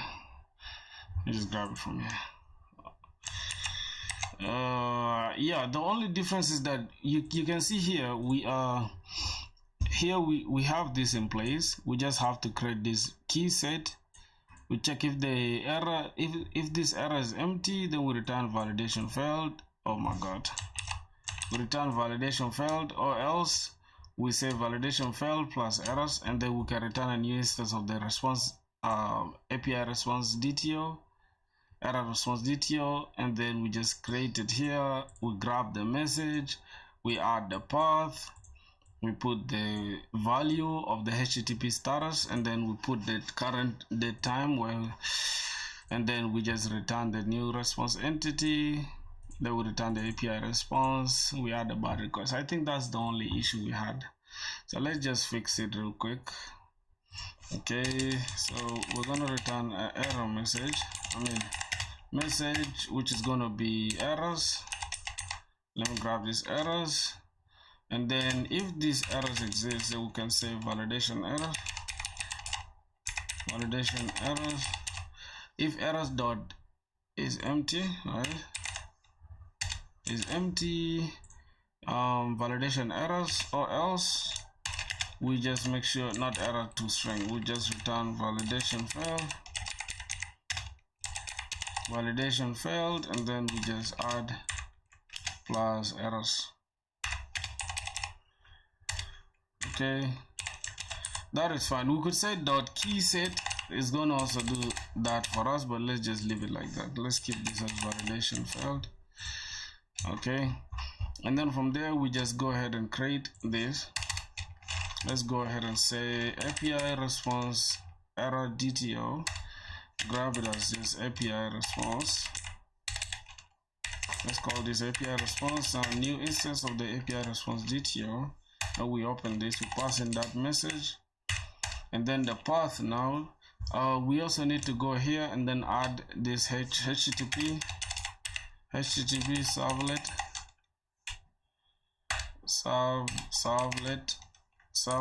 response or request. We need to get the request right. Servlet request as request, and then we can just come back and use it here. Now we get request dot get request URI, and finally, according to our response, let's look at our API response. We have the path status used. We haven't used it yet, but why are we not having this? Why are we having errors here with this path? I don't know. String. Oh, okay. Here we are missing this. Okay, same applies to this as well. Sometimes I'm dumb, bro. Okay, so we have the message.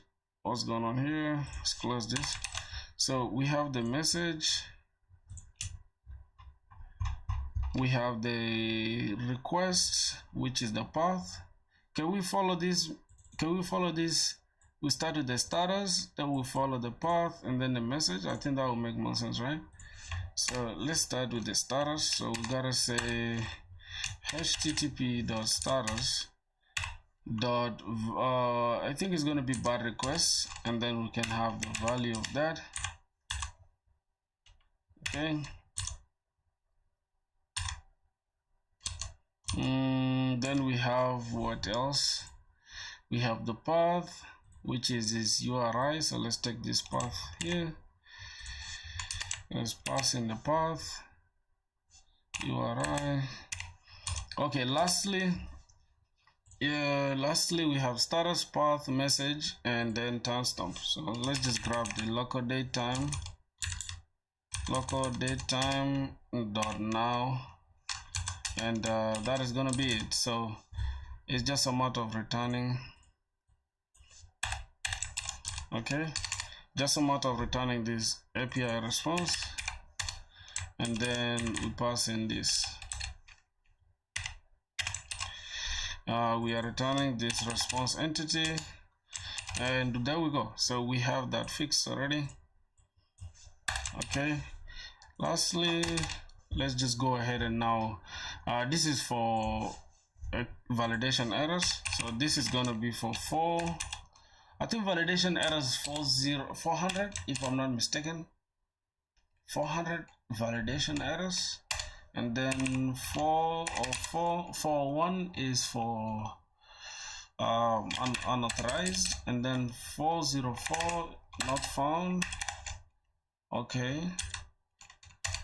401, and then this is going to be, let's say, validation errors. Okay, and then this is going to be not authorized or not authenticated. I think it's okay. And then which one?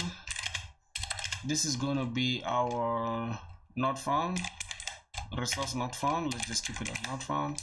And then 409, I think 409 is conflict or resource exists. Let's just say conflict. Okay, and then 403, yep, 404, and then 403 is admins only.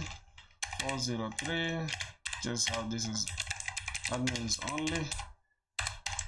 Alright, and then finally we're gonna have 500, which is gonna be internal server errors. Internal server errors. Alright, that is fine. So now we've handled validation errors with 400 here. We need to just handle resource not found now. So the last one is just going to be exception handler. We're going to take this generic exception dot class, and then we just pass in the same thing here where we just say public response entity. We grab our API response error DTO, then we just say handle generic exception,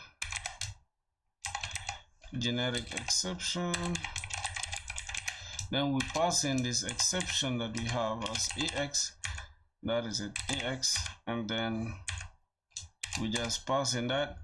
Now we can have our API response DTO, then we check within this, we need to pass in the message, then we're gonna get this EX dot get message, and then that is for the message, right? And I said we wanted to maintain this, so we will start with the status, path, and then message. So that means we also need path here as well. Then we need to pass in this HTTP servlet request as request as well. And then I think we need to start with what? With the status code, right? So we can have HTTP dot this is going to be internal server error, not with the value. Okay, internal server error. Then the last one is going to be request dot get. We need to get the request path, and then this is the message, which is lastly we're going to take the timestamps. Okay, so local date time, we pass in that, and finally we can just return a new instance of this API response. As you guys can see, API response, we are passing this and returning internal server error. So this is the one going to be for, this is for 500 status codes. And then yep, so we now need to grab here and then pick the one for conflict. I like to handle errors first before I do anything else in the application. You get it? That's my way of coding. Somebody else might find it, you know, it's like, what the hell? So let's handle 404. We are just gonna grab this resource not found, and then we just change this to handle resource not found exception. Okay, so we need to get this resource not found. Now let's come back here and then pick this resource not found, replace it here with this exception, source not found exception as exception, and then servlet request will remain the way it is. Lastly, I think everything will remain the same apart from this. We just need to change this to dot not found dot value, and then we just remove this to not found, and that is gonna be it. Yep. That is gonna be it. Now let me just break this down a little bit. Put this here, put that here too. Okay, so I think we are good now, my boys. I think we are good now. So we have this for handled API response not found, that is okay. And lastly, this is going to be the same as well for the conflict. So let me just pick this, and then this is going to be for the conflict. Come here, drop this here, then handle. I think we can just come back here and just change this resource handle resource conflict exception. So we are good to go, my boys. The only thing I have to change here is just this. Instead of not found, we just have to change it to conflict, and the same applies here, conflict, and we are good to go, really. Okay, so we have 404, we have 500. What else? I think, yep, now our global exception handler is now getting a ship. So we have 500, we have resource not found, and then we have conflict, right? So 409 conflict, and then we have generic, we have validation errors. So this is 400, validation errors. Let's just leave it like that. Okay, so our exception handler has now taken shape. Let's just close all tabs now and then see what we can do next. So exception handler is okay, we don't have any worry there. Now the only thing we need to worry about now are the entities. So yesterday we did the design somewhere here. Let me open eraser.io.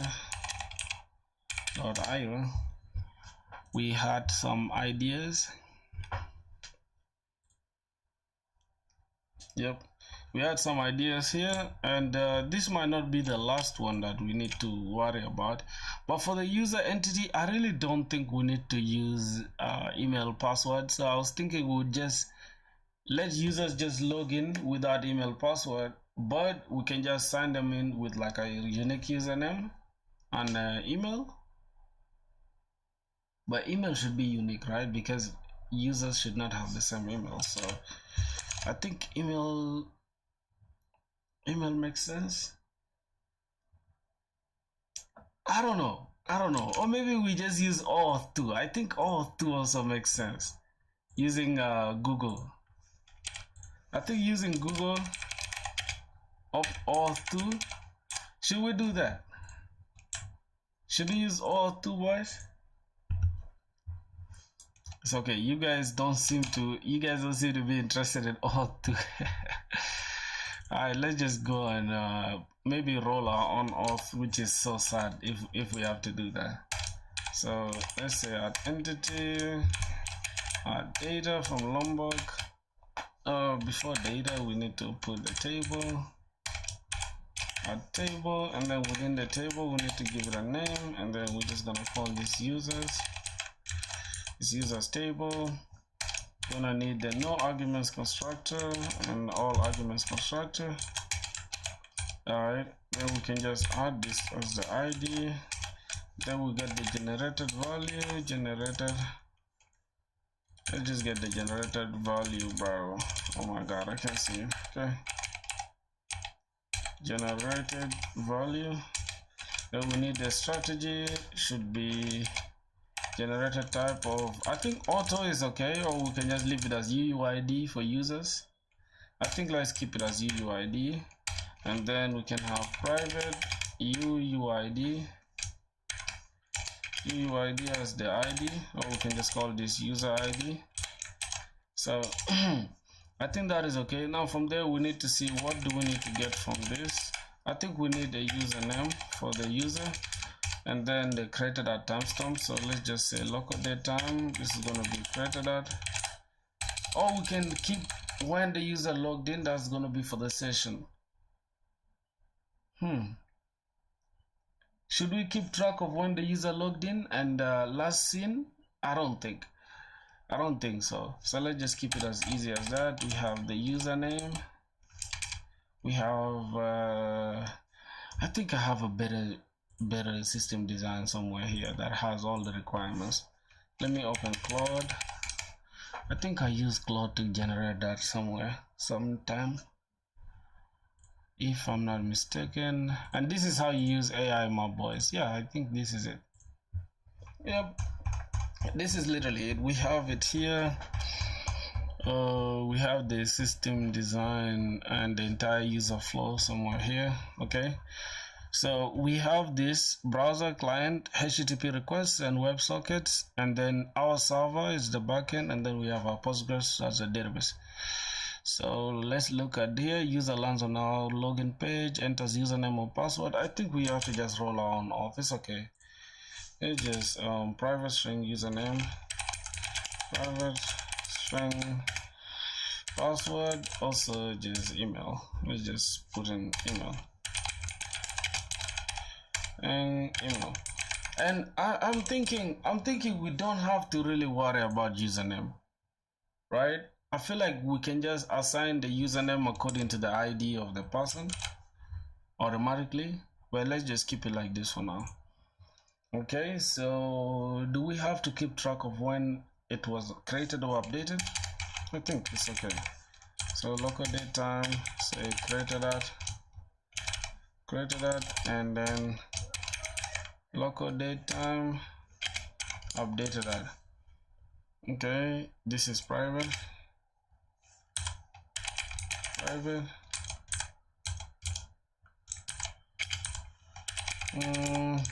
Now here we need to create this, we need to create a column for this, and then this is going to be unique true, because obviously the username should be unique, and at the same time this should not be null, so not null.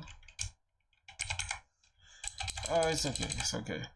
So this is unique true, and then updatable is okay. Should we put nullable? Should be false, because obviously we don't want it to be null. So the same applies to this. Email nullable false, even password nullable false, and then unique for the both username and email. Can we leave the email to be unique and then username to be, yeah, but username and email should be unique, both of them. It's okay. And let's look at this here. No, this is not what we need. Okay, so lastly we just need to add only here name, and this is going to be the username. Oh my goodness, here name, this is going to be the email.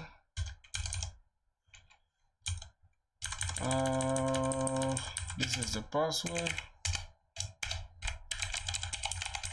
Okay, and then finally we are just going to have the same applies here. So here created at, copy this, paste it, and this is going to be created at, this is going to be updated at, it's going to be updated at. Now here updatable, created at, updatable should be false. All right, so nullable false, updatable false. This one also nullable should be false and updatable false. So let's keep it like that for now. Okay, then relations, we shall add it as we keep going. Let's just continue. So username, email, password, created at, updated at. That is all okay. What's going on with this? Using our data for JPA entities not recommended can cause severe performance and memory consumption issues.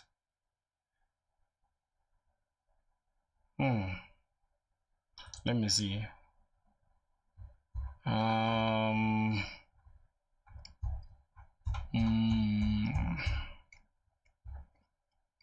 Getter to string. Required argument constructor. It's okay. I don't think that is a problem. I don't think that was our problem. Let's leave our data like that. I'm just going to ignore this message. Hold on. I'm going to ignore this. Replace this. No. How can we ignore this shit? Suppress for class. So we're just going to suppress this. Suppress warnings.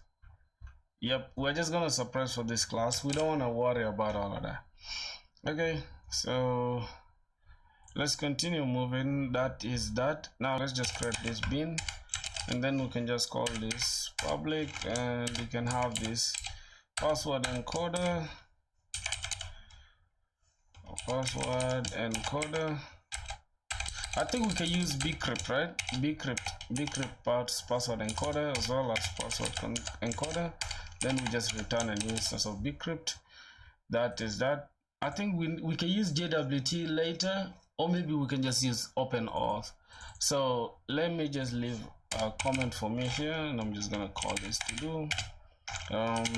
This is for hashing the passwords later, or we can just use JWT. Or we can just use OpenAuth, right? Auth 2. Okay, that is okay. Let's just leave this for now. Let me see what's going on here. Okay, we are permitting at users. That is okay. We have user here. Now let's think about what we need first. For a user to log in, that means we need to work on the auth thing, right? So we need to go in our user here as the DTO. Then we need to create these two packages. I mean, not the packages, but we're gonna say create user, or we can just say register user. Register user DTO. I think that will make more sense. Or we can say request user or user request DTO, and then we can say user response DTO. Or maybe we can have register user DTO. It's good for us to change it into record. Alright, let's change it into a record, and then we see what we need to take from the user and what we need to return back as our response. So let's just write this, and then we get this Java record. We say user or user response DTO. Okay, then we see what we can pick from that. Now for us, we only need a username, so let's start with this string username from the username, and then we need the email. Oh my god, we need the email as well, and then we also need the password. And then finally, let's just add some validations here. We're gonna say this should never be blank, not blank. Bro, why I can't see oh my goodness, why I can see it here, right? So I'm only seeing not null. Okay, I cannot see any validation. Did we add validations? Let's go back to pom.xml. We'll see, make sure we have validations. I think we don't have it. Okay, let's add validation. Yep, we don't have it. Just add this, and then it will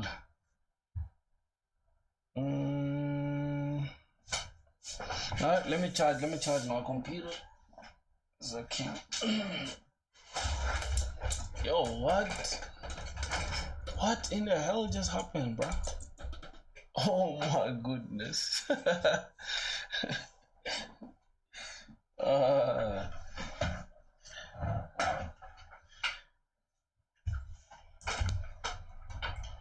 Let me charge my computer, boys. Is it okay? It's charging.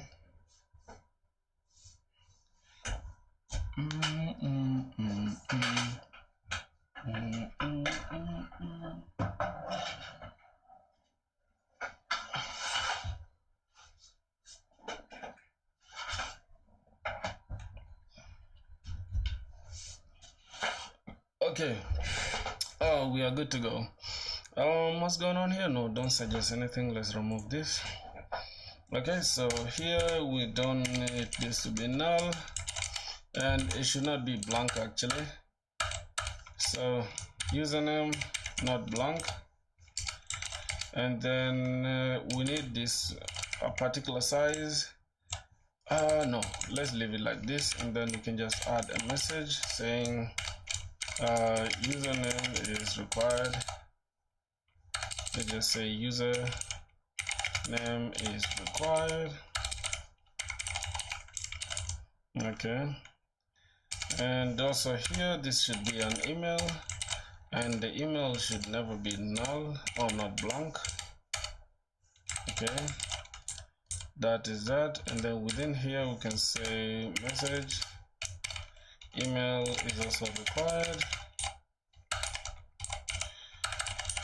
Is required. Okay, and then here not blank, and then we can have size. This minimum is 8 characters, so let's just say min 8 characters, and then we can have a message saying password should be at least 8 characters. Okay, then let's just say here message password is required. Okay, so we have proper validations. That is okay for the user request or register user DTO. I think we should keep it as user request DTO to make it better. call this user request DTO. Okay, that should make more sense. So we have user request DTO and user response DTO. Now for the user response DTO, let's look at our entity first to see what we need to return and what we need to avoid. So we need to actually just return the ID. We need to avoid the created and updated ad, but we are going to return every single thing here. So we'll go back here and say first we need to return our ID. It's not a string but long, I think it's UUID if I'm not mistaken. UUID, and we need to get the this user ID. How is it written here? User ID. Let's go back to the entity. We need to return the user email except the password. We don't need to return the password, so we're just gonna leave. We're gonna ignore the password. Okay, and we just need the created and updated at timestamp. So we're gonna have local datetime. And this is going to be the created at timestamp and then updated at local datetime updated at. Alright, that is fine for what we need to return back to the user, to the client. So that is what we have. Now we need to add mapstruct as well. So mapstruct is going to help us to perform the necessary, how do I call it?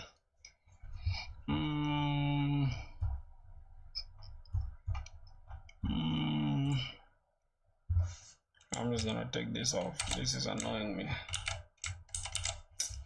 This is annoying me, bro. I don't know why. Should we leave the warning there, bro? Let's just leave it there. What's going on here? Okay, let's just replace it with what it's telling us to add, which is equals to an hash code. It's okay. It's fine. What else here? What do we have? Cannot resolve users, username, email. That's not our problem.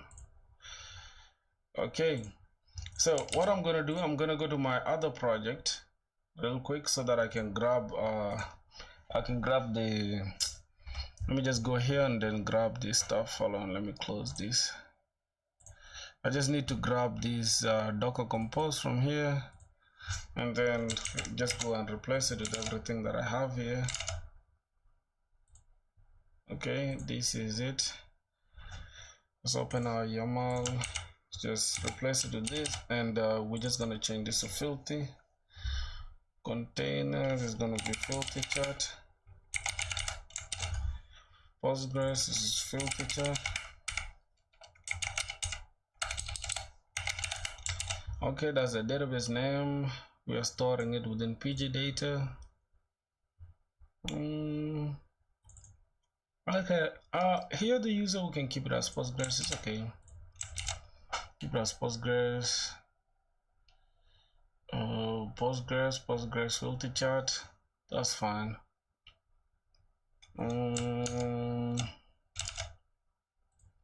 Open again, filthy shop. Now here I just need to grab our let me just grab the properties. Now there's a lot of things going on here. This is if we are going to use the open auth later, so let's just take it so that in case we need it later we shall add it. So I'm just gonna grab this and leave everything as is. Okay, let me just go back to the properties, and then no, I want to close this off now. Properties. All right. This I'll add it later. Let me just leave it like this for now. Okay, so we have the Spring Data Source URL, Spring Data Source URL, the username and the password. Let's look at our compose. We are just gonna run Postgres, and then filthy chat. Okay, so Postgres, and this is okay setup. So let's just try to run our container to see what's going on. Let me check docker ps. Okay, there's no container running. Let's try to say docker compose up in detach mode, but let's just keep it fast here. Let's see. pulling the database.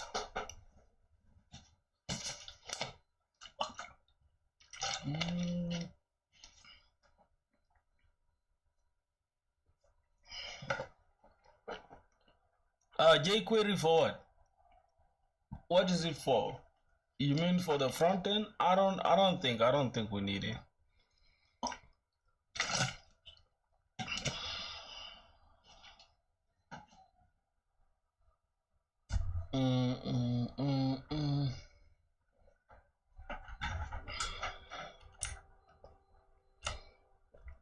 I don't think we need it, bro. Alright, so this is pulling. Let's look at it. Okay, created, and then what happened? Docker images are configured to store data in this format, which is compatible with this, using a major version or whatever. Why is it stressing us out? Let's look back at the compose YAML. What's the problem? At latest, there's no problem. We could pick 18, right? We could just say, okay, give us 18, it's fine. Let's just get the version 18. Enable annotation. Version 18 Alpine, I think. I just pick Alpine, or we just pick version 18. I think version 18 Alpine is okay. And we can just write this. It's already defined in class. Wait, what's going on here? Required argument constructor? No, take this off. Okay, we need to run this and see again.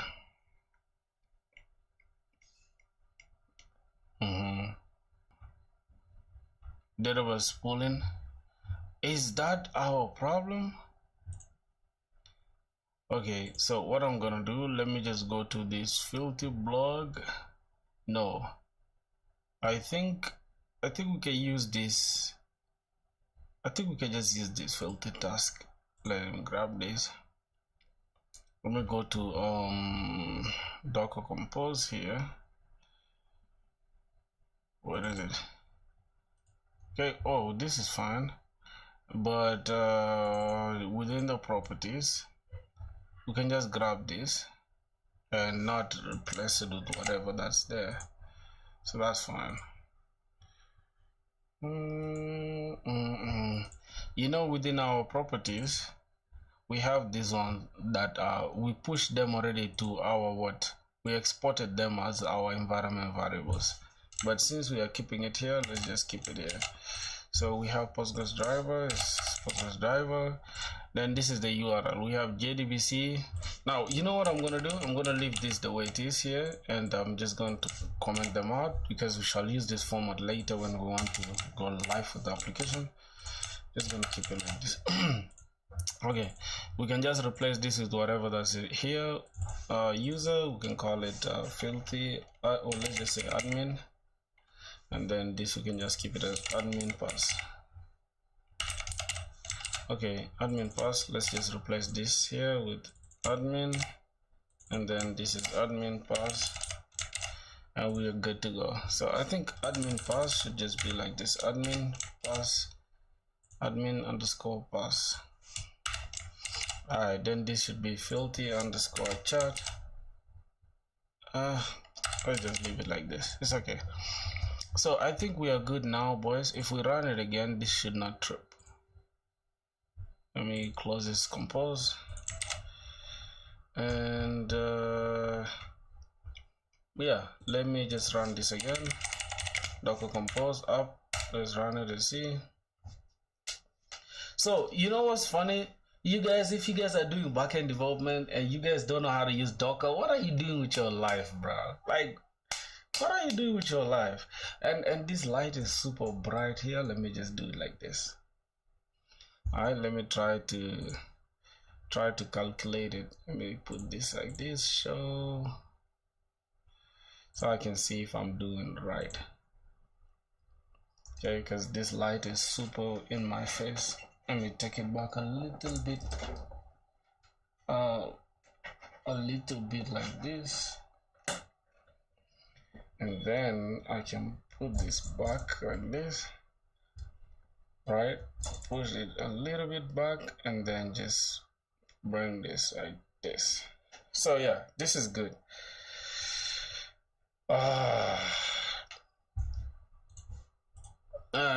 This light is super bright, bro. I don't know how it looks like to you guys. Is it okay?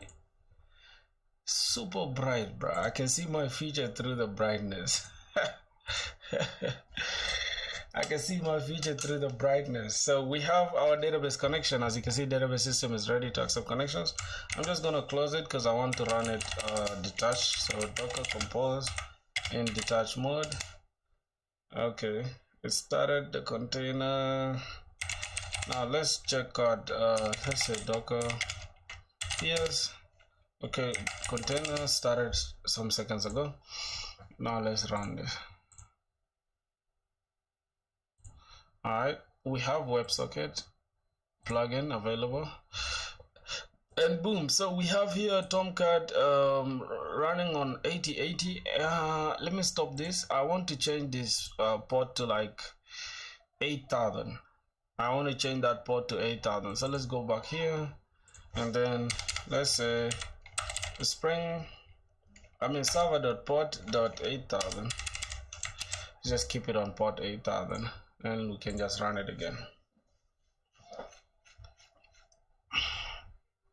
Alright, so we have port running on 8000. Interesting.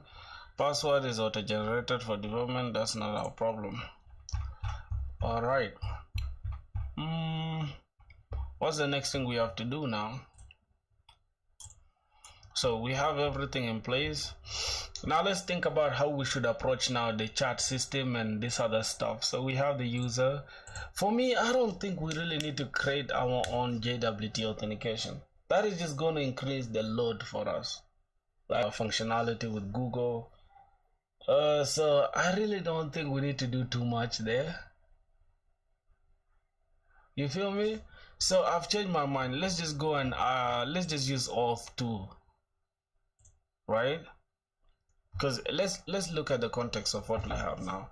Assuming we roll on auth, we have to store the session expiration, whatever. That's just gonna make this project very complex. But when we use auth 2, I think we can just grab the logged in user, the 2 logged in users, and then we just have to interact only with our chat system. You understand? So the plan is for us to use auth 2 now rather than just using rolling our auth. I think that makes more sense. So let's just go to my filter shop here so that we can just grab our code that's already there. We don't have to really do too much again.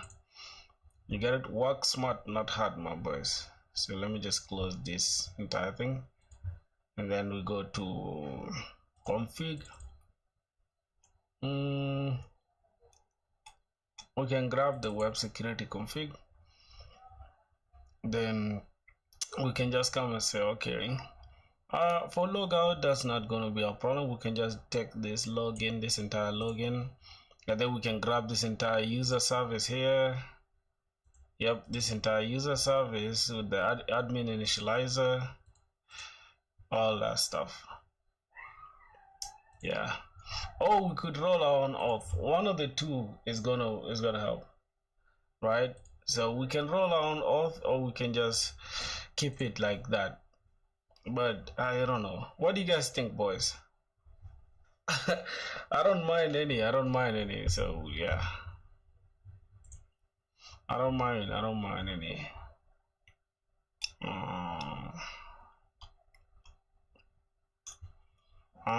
So let's look at our config here as well. We have our admin properties, we have our data initializer, we have our security config, and within our security config, within here we are disabling first, or we are allowing calls here, customizer with default, because we have this web config that's handling it here.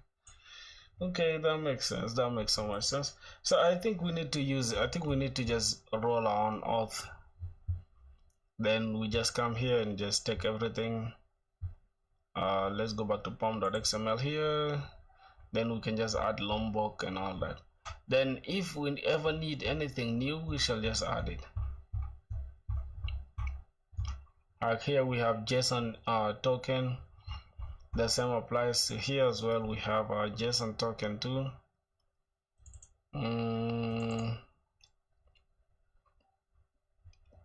What do you think, my brothers, bro? I'm not confused, man. Or maybe let me just ask AI, which one is the best option? Okay, let's pick auth now. Which is better? I roll the auth with JWT, or maybe just use Google or auth for the chat system. First system, since we wanna authenticate the two users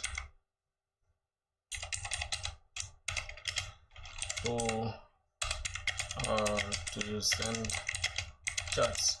Now I'm thinking we just roll on auth so that we can just make it very modular, right? The real question is identity versus authentication. For chat app, you need to solve two problems: authentication, how do users prove who their identity, what username or avatar shows in the chat.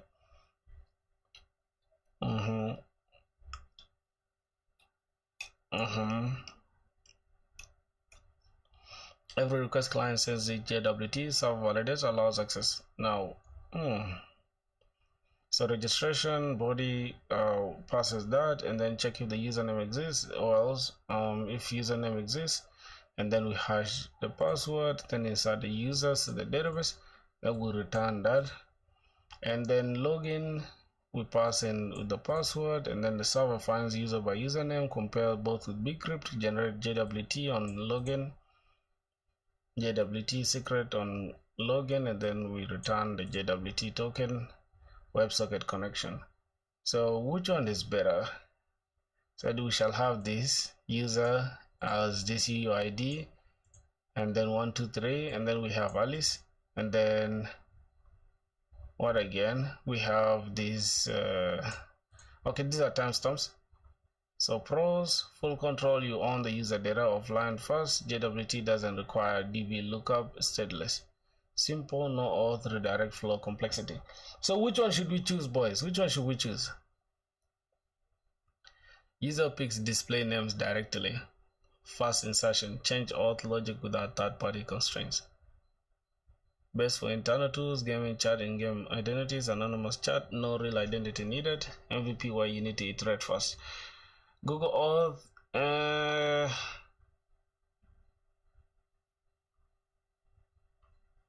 database schema,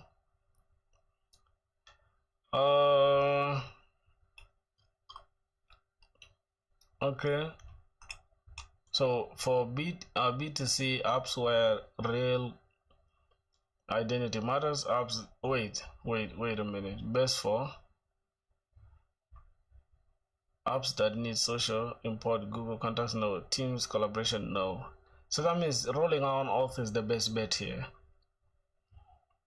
So boys, let's just stick to rolling on auth. I think that is better compared to any other stuff. So let's just go to Filthy blog. I think we roll on auth there. I don't want us to repeat ourselves. So I'm just gonna go and grab our users. Let's go to models.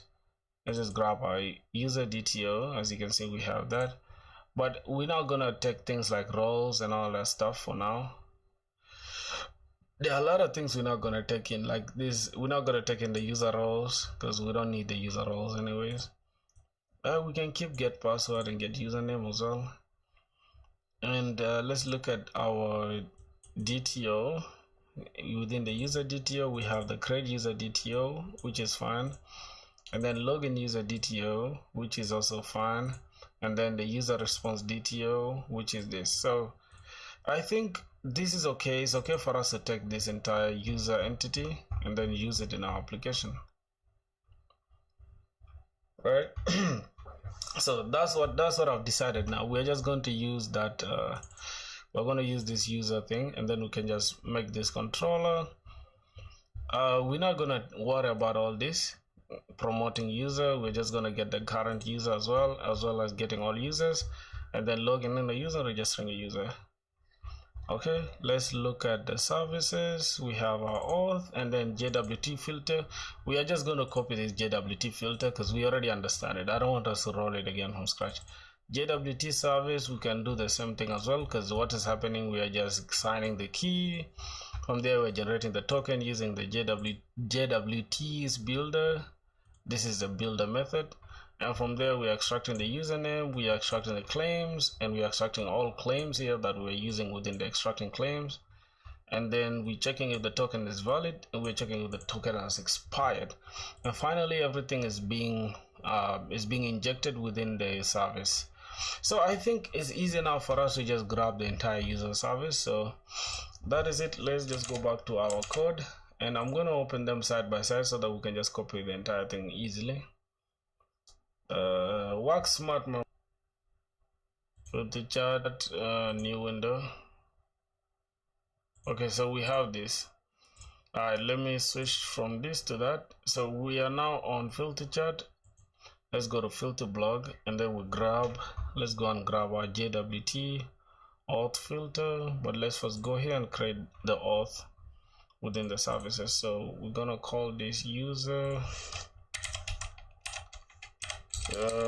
service. I think user service within services, and then we can have this as the auth. Let's have user service. Bro, I don't know why this, oh my god, I'll never find this thing entertaining the way IntelliJ does it. Let's say user, and then go ahead and put this user in there. Oh god. Okay, we are going to have the chat service here as well. Let's just have chat service, and then we can have message as well. Let's take this auth user service there. Then here we're just gonna grab this user service, replace it with what we have here within this entire user service.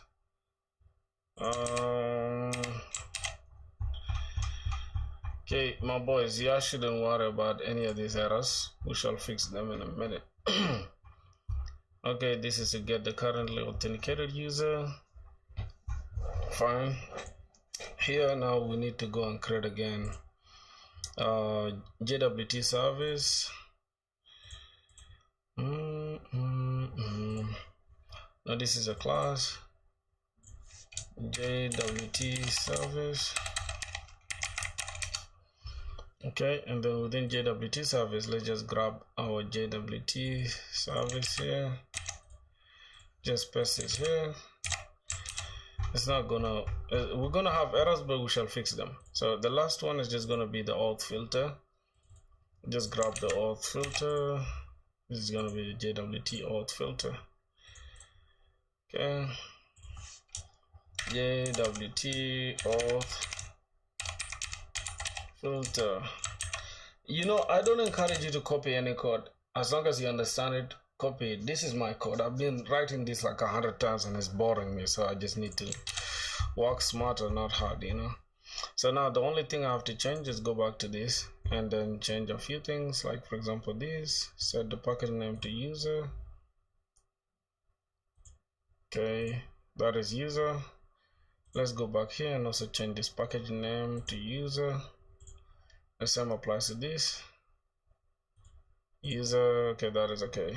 Then here we have a few things we need to import, like the iUser repository. Within the repository, let's go and create it. So now the user repository is going to be interface, and we're going to call this iUser repository. That's what is going to talk to our database. Then this is going to extend JPA repository. Is going to take in our UUID, and we're going to take in the user as well. So let's pass in user, and then we should be good to go. Another thing we need to grab is the user context here. We have a different type of user. Let's go to the user model here, grab this entire user model, then we just replace it with what we have. Now there are a few things I want us to remove, like get username, get roles, and get this other stuff. We don't need it. Implements user details. Let's import this. Implement class and either must be declared abstract or abstract method get authorities. But we don't need this really. We don't need this, so let's just keep it as class. We don't need this. We don't need this for sure. Okay. So we have username, email, and password. That is all. Do we need the time the user was created? I doubt, but we need the last time a user was online, right? So we can say maybe private. We can say local date time. Or I think it should be last seen, something like that. We can have last seen, just like for, let's call this name. We can just have this as last seen. All right.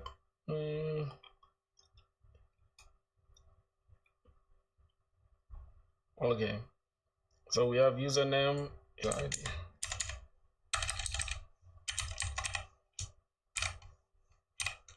User ID. Let's look at 9 related problems. Let's remove this.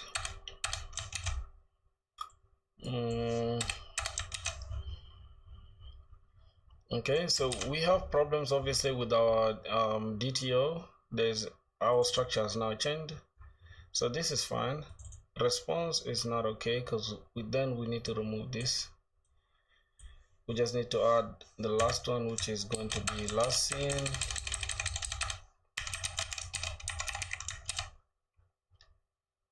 Okay, last seen is fine. Then we need to add the user login. User login DTO, which is going to be request, right? I think user request DTO, user response DTO, then last user login DTO is going to be a record. Okay. Now this record, we can keep it like this. For user to log in, we just need a few things, like here within the response, we just need these two, email and password, and let's replace it, email and password. All right, that is fine.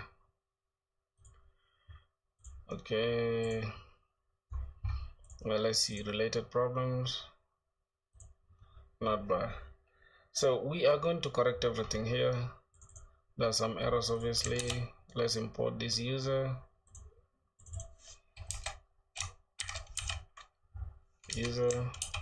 No.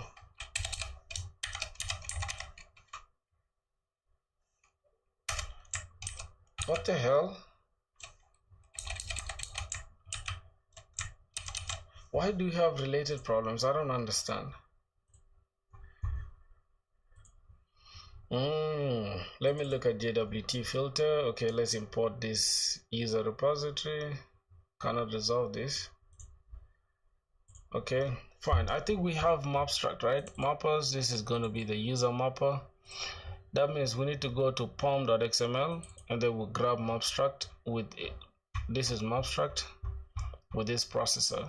So this is mapstruct processor within the annotation patterns. Okay, so let's grab that path. Let's go to pom.xml here.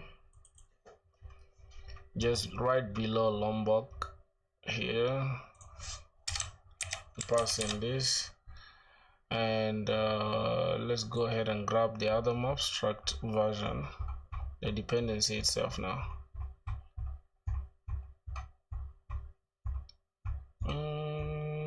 Okay, let's grab the dependencies within dependencies. Okay, just let it just be down here. It's okay. Okay, now the last one is going to be up here because abstract we have it up here somewhere. Properties. Okay, within properties.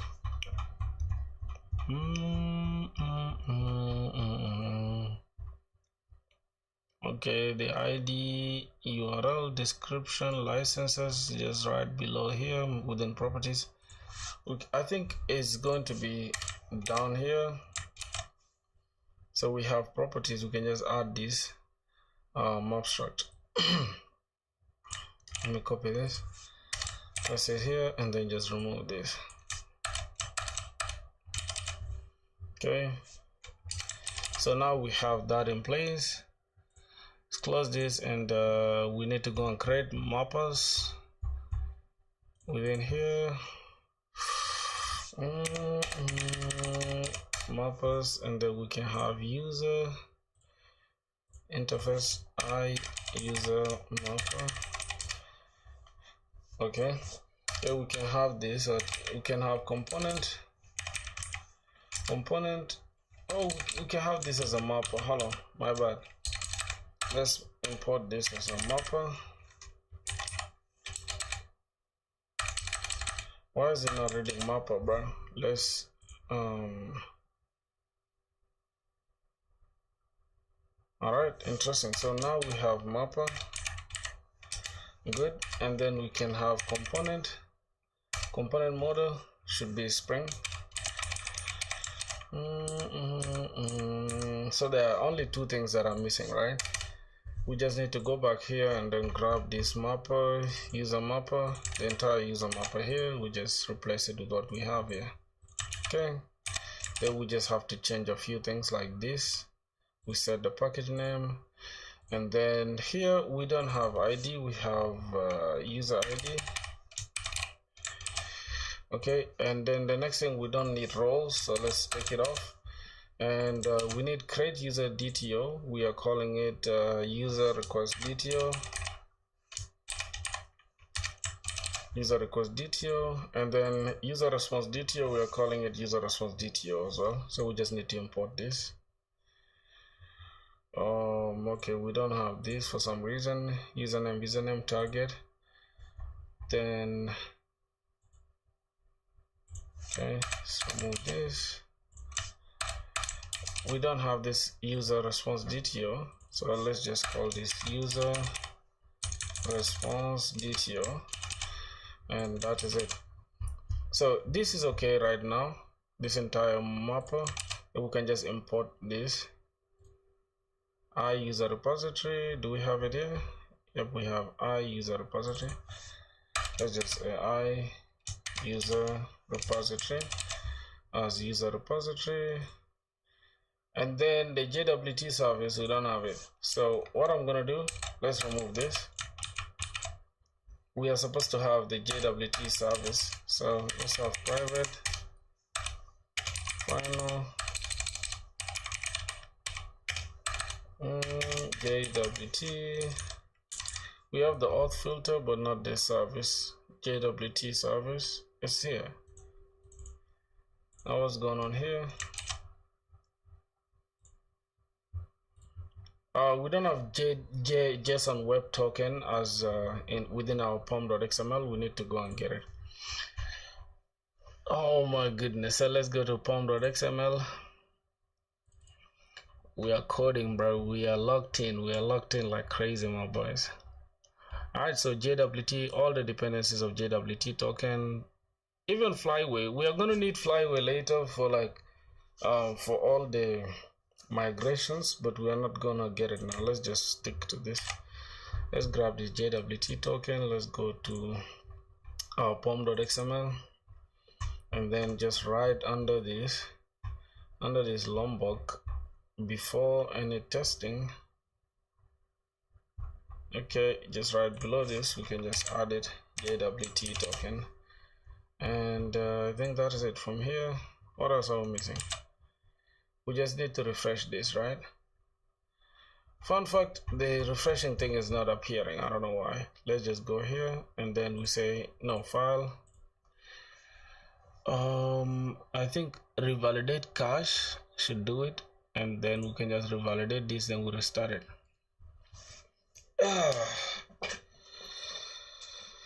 Wow, boys, we are locked in today.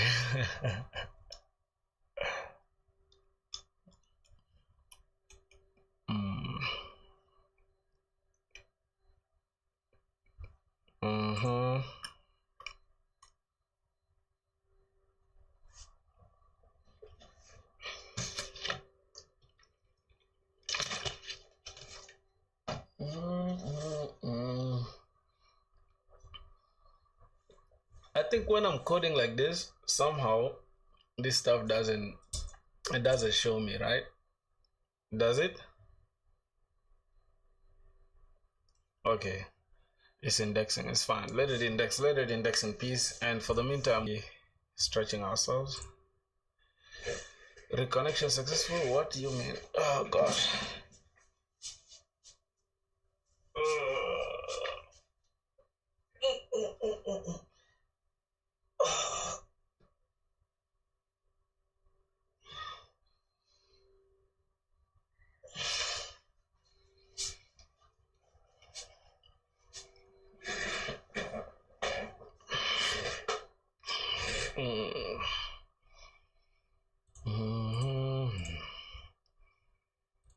Ocean eyes, I'm scared. When you cry, me those ocean eyes. Yo, boys, go ahead and join the Discord up there. You feel me? Or you can just like the live if you're enjoying, or you can become a member of the channel. Depends on you, my brothers. Alright, so we have that, the entire implementations. Let's look at this. Okay, so everything seems cool here. Now let's go back here and see our JWT. Okay, so JWT token, everything seems fine.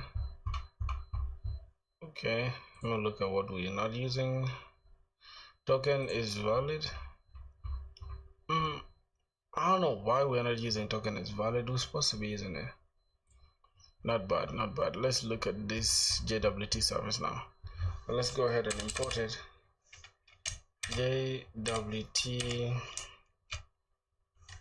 JWT token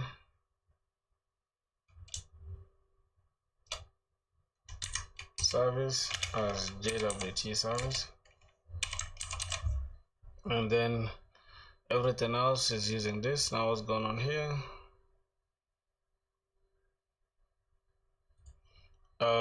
If we don't have, if user is not equal to null and JWT service dot is token valid, we pass in token user dot get email.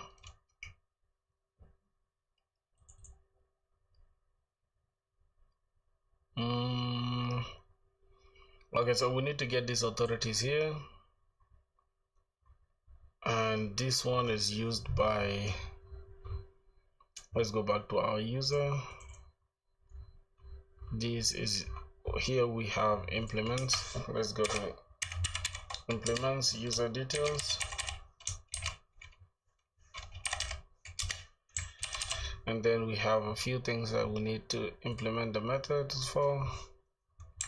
Just grab all of them, it's okay. Okay, we're just gonna keep them there for now. What's going on here? Why is it having a problem? I don't know. This is the once per request filter. Let's go back to the JWT service. It's fine. JWT auth user service. Let's get this user repository. User mapper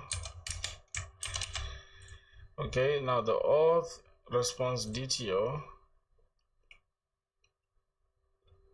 We need to create the auth response DTO, so we're gonna have here auth response DTO. I think I have it somewhere here. Auth response DTO, which is just gonna grab this user as the entity.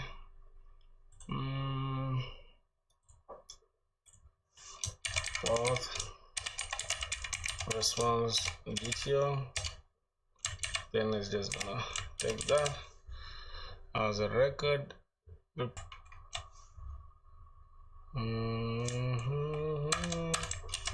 I'm scared. Okay, now we need to import it up here. Auth response DTO as auth response DTO, and then this is going to be register. User request DTO as DTO exists. Create this method as gonna be a boolean user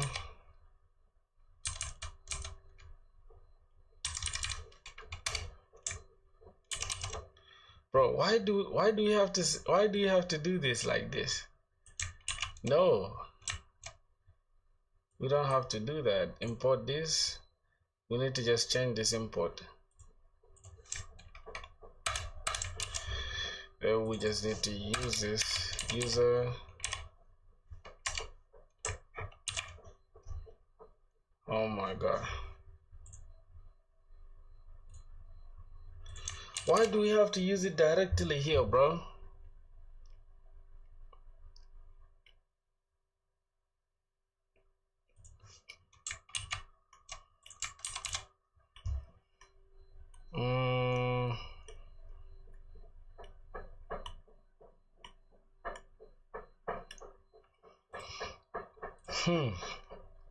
I don't know why we are doing that. What are we missing? Open repository, user repository. It says user is taking long. That's it. What else? Auth filter. So the auth filter is clean now. We don't have any problem with the auth filter. So the only thing we are left with is just the controller. Oh, I thought we did have a problem there. We still have a problem. Let's go to this. Handle resource no, this is resource conflict. That is how we have it there. And then what's going on here? We should extend user. Wow. Let's get login user login DTO.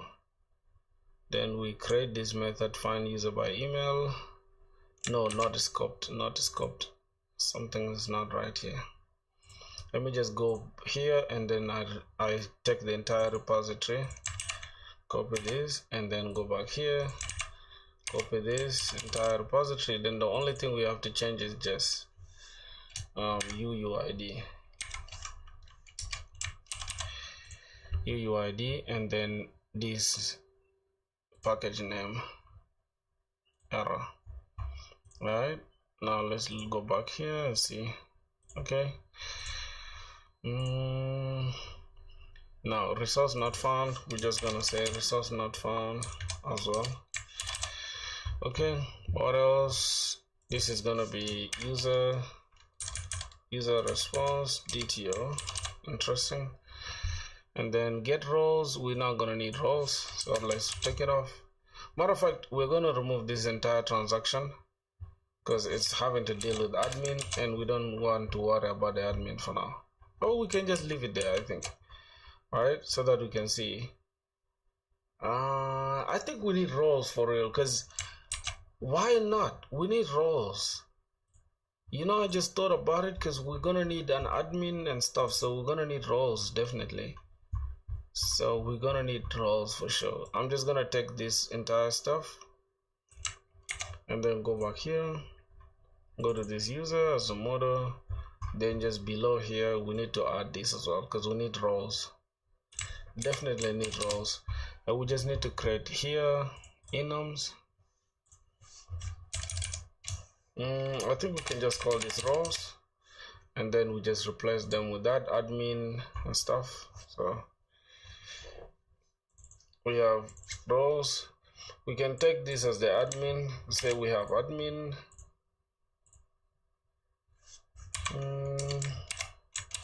Admin, it could be admin, and then we can add regular user and admin. It's okay. Let's just keep it as regular user and admin. So let me close this out all. Why do we have that like that? Why do we have that there?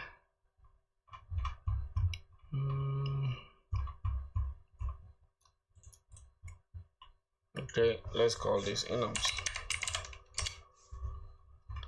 and then we can take this entire thing here enums. Okay, then we can go back to our JWT service. Our JWT service is fine. Okay, auth filter. What's the problem in auth filter? We have a few things we need to take off like this. Alright, let's go back to user service, and then we make sure we have this resource conflict, resource not found. Alright, and then equals to user to promote. We make sure that if the roles is admin, then otherwise we get the conflict. User is already an admin.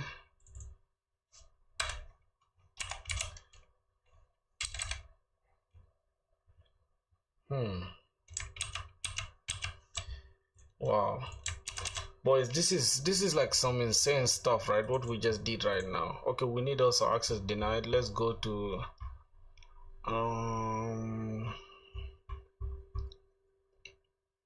yeah, DTOs. No, this is going to be within the exception handlers. So here we're gonna need access denied exception. So we're gonna get access denied. Let's just call it access denied, and that is gonna be it. So let's pass in this as access denied exception, and we need to go back to our global exception handler so that we can handle access denied, which is gonna be this.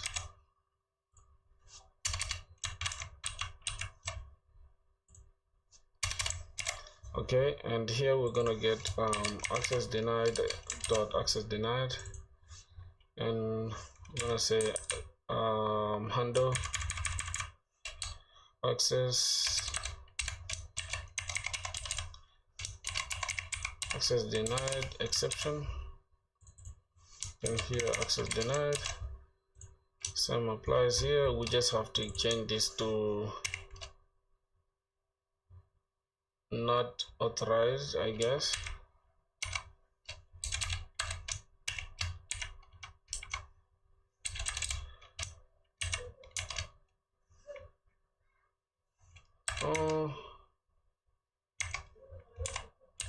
Wait, what's that? How do we get 403 exception? First go back here.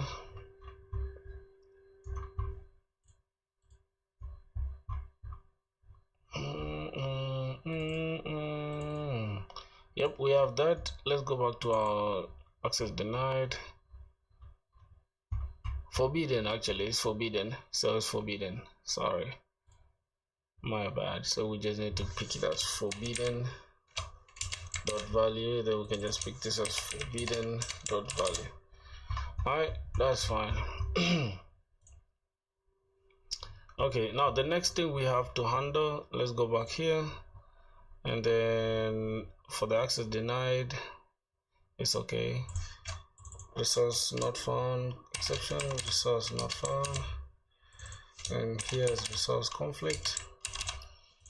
These are the errors later. So set roles to regular user. We need to just import these roles.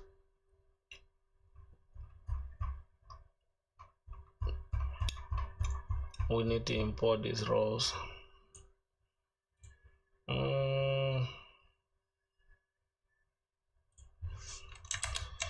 Let's remove the ones. Matter of fact, let me remove everything here that is red. Then we can always just add it from here if there's any problem. So let's add user from here, import class user. Bro, why does it do that, bro? This is annoying me at this point.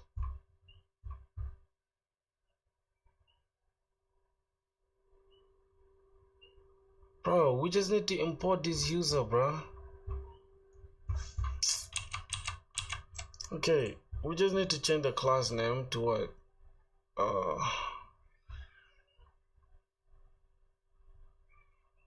Not filter blog, filter chat. So copy this.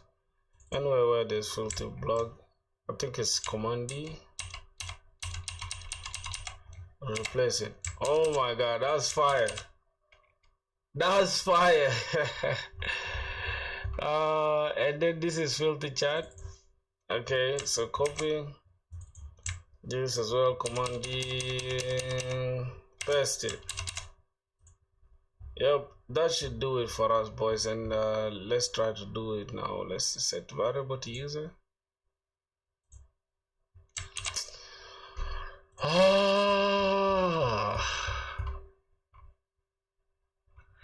How do we import this, Lord? Wait, but we have these ones already, right? Let me first take this entire thing out. Okay, now we have user here, set password, user.this. So how do we import this? Let's say import com.example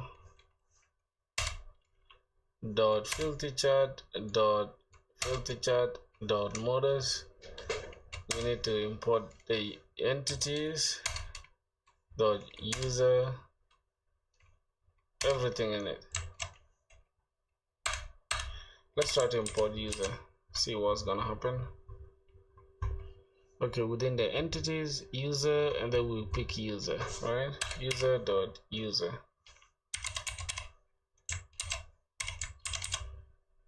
What's this?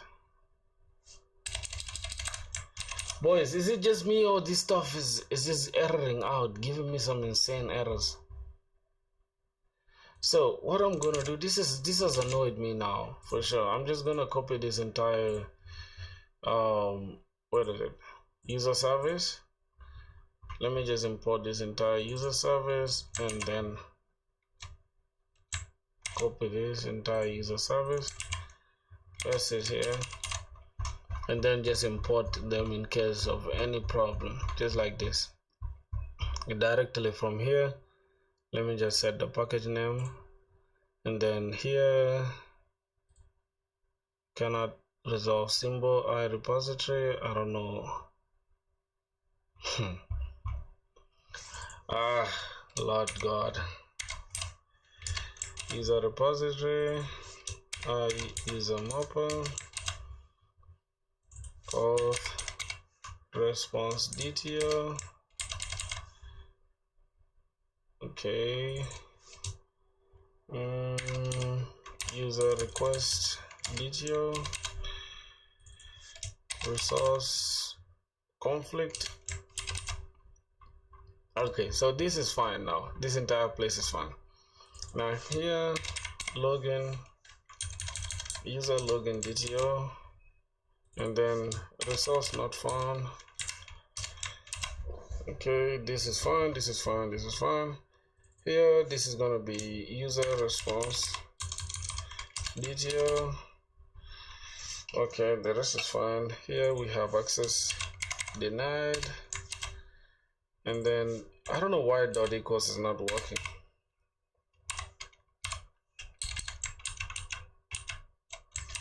Dot equals is not working. Get role.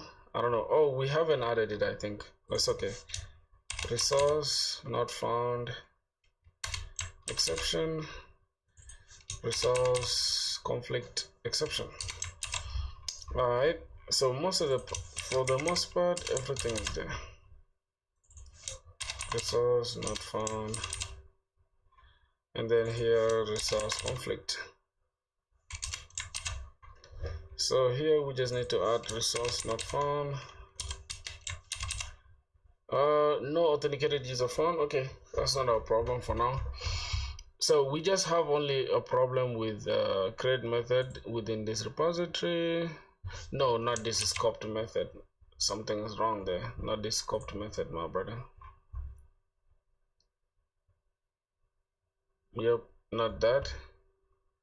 So we are good. I think we now need to just go here, and then we just need to grab our user repository just like this, and then we just paste it here, and we just have to change this package name, and finally we just change this to UUID, and we're good. So we have two related problems that we need to fix. Interesting.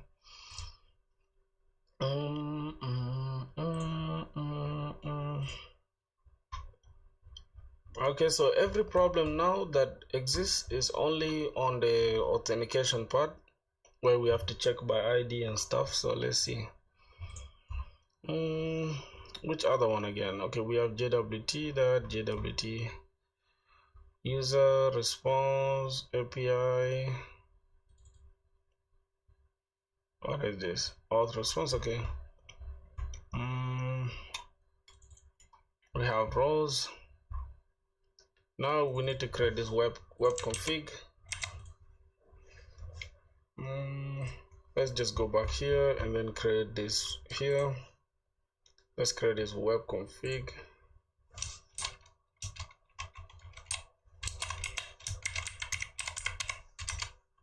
Web config. I just need to change this package name. Okay, then everything else we shall just add this. We shall change this later if we want to, but for now let's just keep it like this. But this is only important later when we want to like implement the front end, but for now it's okay like this. So let's just add the admin properties. This is we're just gonna copy this entire thing. Let's paste it here, paste it, admin properties. All right, then we have to just use the admin properties within the data initializer. This is going to create an initial admin user. So basically that is all we're gonna need. The next thing here, let's just import this user repository, and then we can import the admin properties. What's going on in the admin properties? Configuration. Oh, we haven't configured this inside the properties, so let's go to the properties here, to our entry application. Then we just need to add this class, enable configuration properties. Let's go here, and no, this is okay. Here we just add this enable, and then we just import this class. Good. So right now we don't have any problems. We are good to go. All right, boys, so you can see we are just adding the boilerplate code that we already have. We don't want to stress later to redo them from scratch again. Now for the security config is kind of as you can see here, we are using this HTTP basic to disable it, and then we can add this JWT filter. That is all. For the cores, we are using customizer with default here because we want to allow cores, since we are using this web config to determine which origin is allowed to access our application. So that's not bad. We're just gonna go ahead and grab, I think we can even grab this entire web config, then we can just customize it later according to our needs within here. So let's go to security config here. Let's just customize this to our needs, right? First I need to change this. change this package name. We need to import this JWT auth filter, JWT auth filter as JWT auth filter. And then here I just need to disable these public endpoints. Anything to do with auth is okay, but for the post, let's remove posts. We don't need anything to do with posts here. That means permit anything called auth, since we are going to authenticate them anyways. So that is fine. Here, let's just take off what we don't need. Here, that is okay. So as you can see, our application is now getting shipped, bro.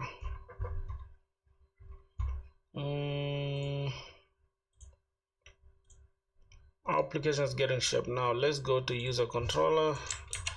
Let's just copy this entire user controller. Let's go back here.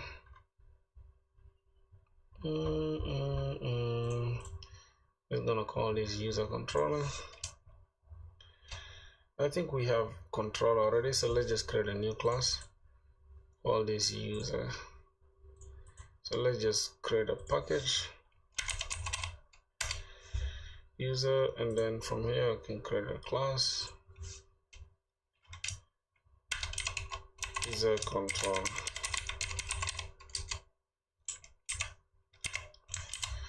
So we have a few things to handle. Let's first start by changing the package name. From there we create this user service as user service. Then this is auth response DTO, and then we have this as user request DTO, and this is going to be the login user DTO, user login DTOs. Okay, the same applies here. We need this user response DTO. Okay, and there we go. So everything else is okay. We just need to remove these things. All right, boys. So I think for now, user method, logging in user should be done. We should be okay now. You should be okay with this entire thing. Response, users, anything with errors we don't have. So let's go back here and see. So we have the admin properties, except the data initializer. There's some problems here we need to remove.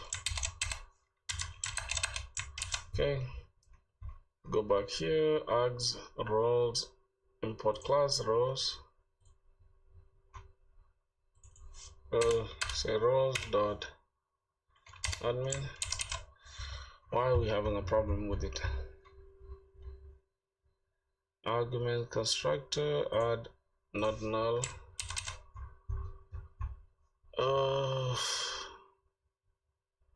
Create set role.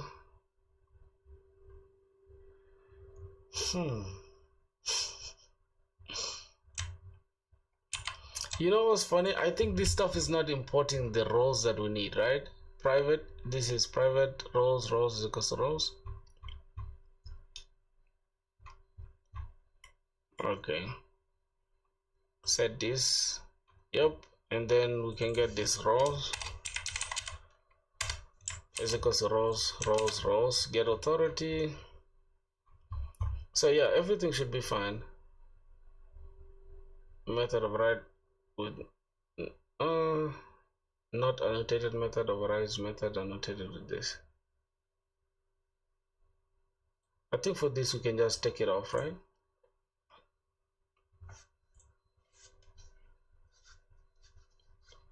Why do we have a problem here within this?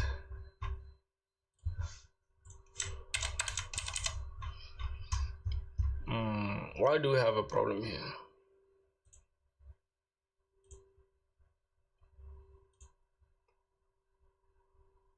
Let's look at the user here. Roles.get name. Let's look at the usage. We are using it within this get authorities, and why is it not appearing? Because let's look at our auth filter. No, not the auth filter. Is it the auth filter really? Yep, we need to import this. So are we importing the user correctly? Chat user, okay. Now here we are saying user, we need the credentials as null. Let's say user dot get authorities. I can't see it, bro.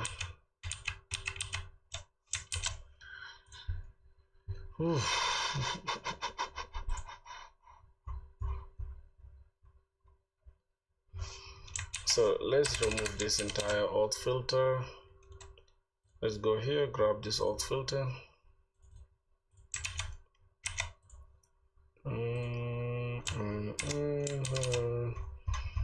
Alright, let's import this. Our user repository. Okay, for some reason this doesn't appear. Just I don't understand it. Final JWT alt filter. I just don't understand why it doesn't appear.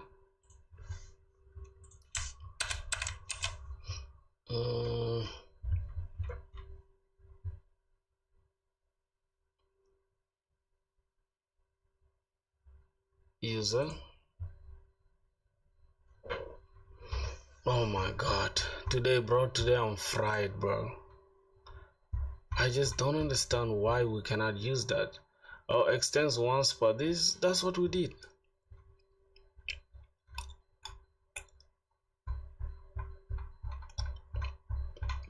There's nothing special here that we are missing, bro. Roles is here, everything is done. We have the API response, we have the API auth response DTO, we have the repository, the JWT filter is here, the JWT service, and the user service. So what are we missing? I don't know why.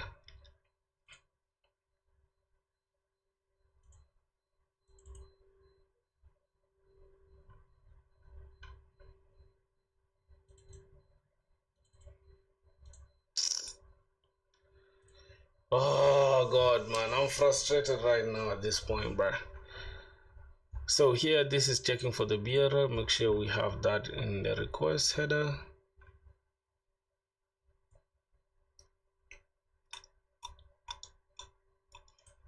Okay.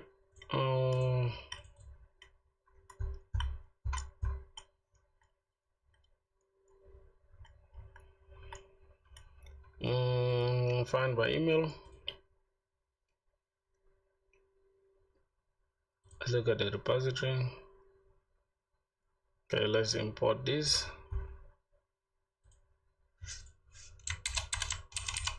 Let's import this. Yeah, bro, that was the problem. Damn. Holy cow.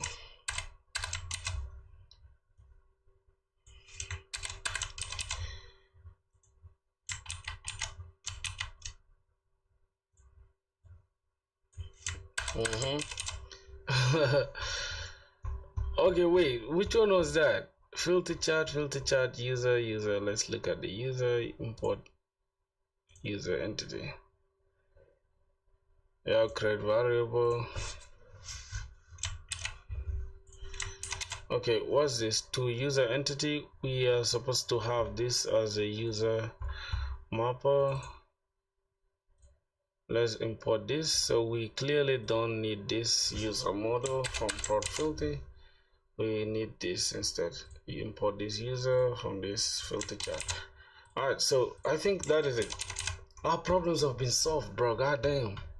What is left now? Only this roles thing. I think we need to import these roles. Let's look at roles. If something is not okay, we remove it.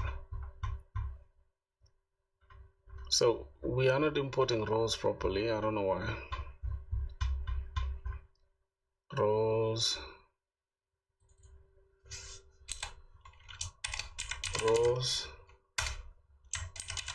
Okay, also here ID. Get this. No. We need to change this to UUID. For some reason, it's still showing that it's not UUID. Why? Okay, we don't have a problem here with the JWT.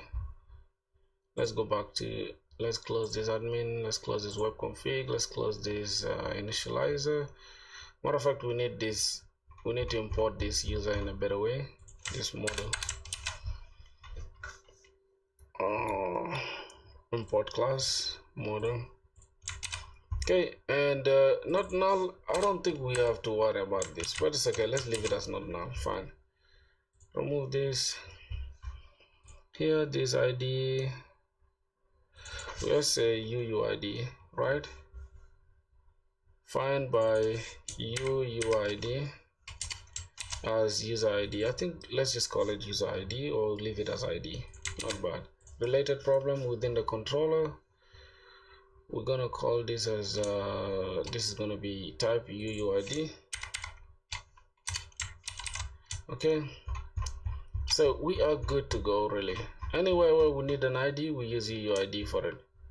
Like for example here, we need user ID, let's use UUID.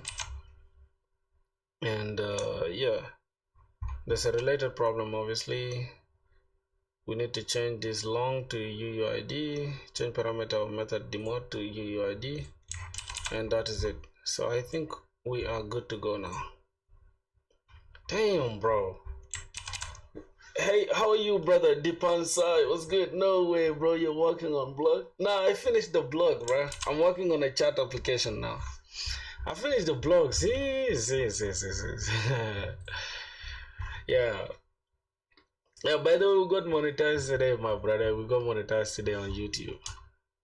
That's interesting. After 10 months of grinding, bro.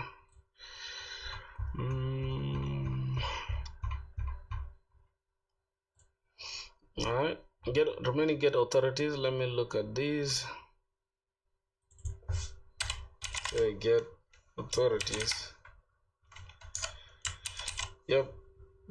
Why is it having an issue here? Models, whatever, collections extends granted authorities, user details. I think that's the same issue we have here.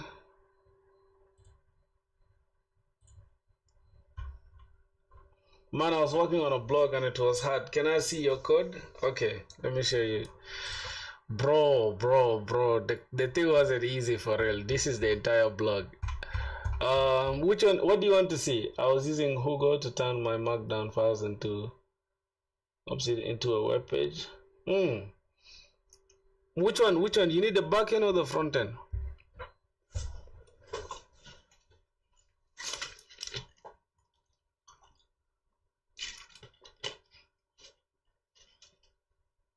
I think it's on GitHub. All of them are on GitHub. You can check it. See, why is this? Oh my god. I think all of them are on GitHub.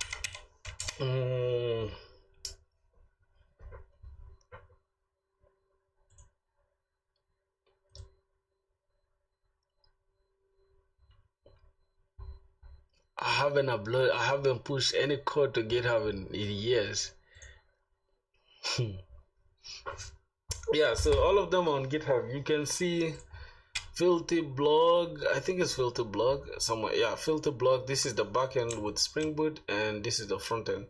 So you can just choose what you need, really. Can I get the link brought to your GitHub? All right, let me send you the link. This is a link. Paste it here.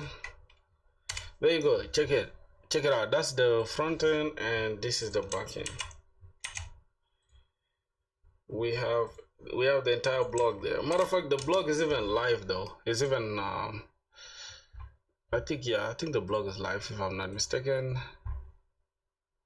No, oh my god, I sent you a different one. This is Filthy Shop. My bad, bro. Let me look for Filthy Blog. Filthy Blog front end. Yes, Filthy Blog client. Yeah, the blog is here. It's even hosted on Vassal. So let me give you, my bad. Even the backend is even live. Like the entire platform is live. See. Oh.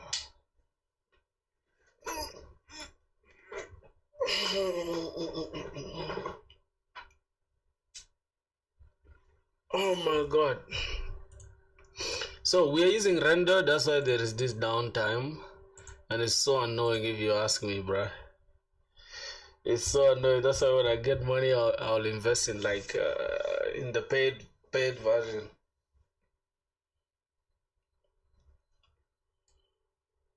Mm.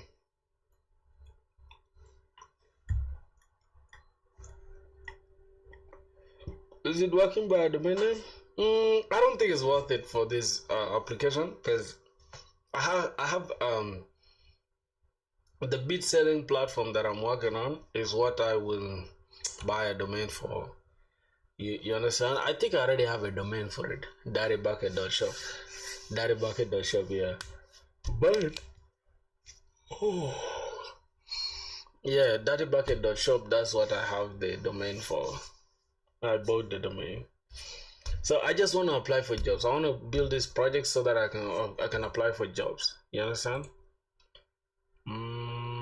Aye, man, this downtime is insanity, bro. What? These guys are kidding me, bro. What in the hell is this?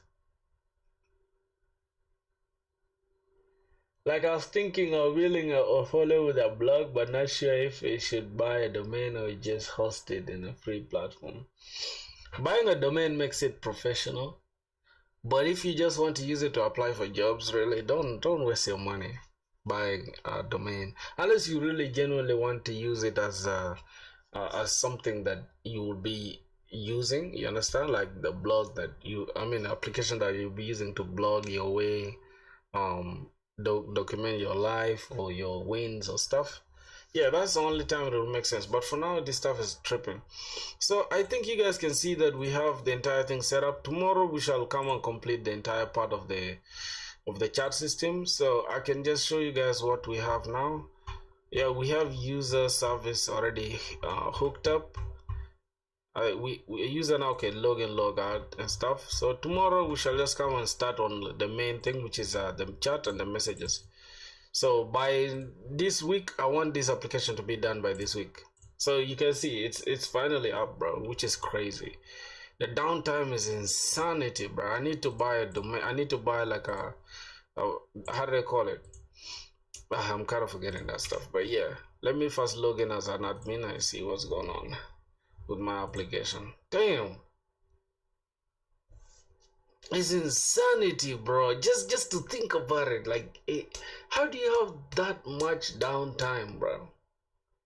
How do you have that much downtime? That's crazy, brother. Why don't you host it in GitHub pages instead of Vercel? Isn't it faster? Vercel is not the problem. Vercel is actually very fast. But the backend, you understand, the backend is the one with the issues because I'm hosting backend on render and render has some insane downtime. Let me see.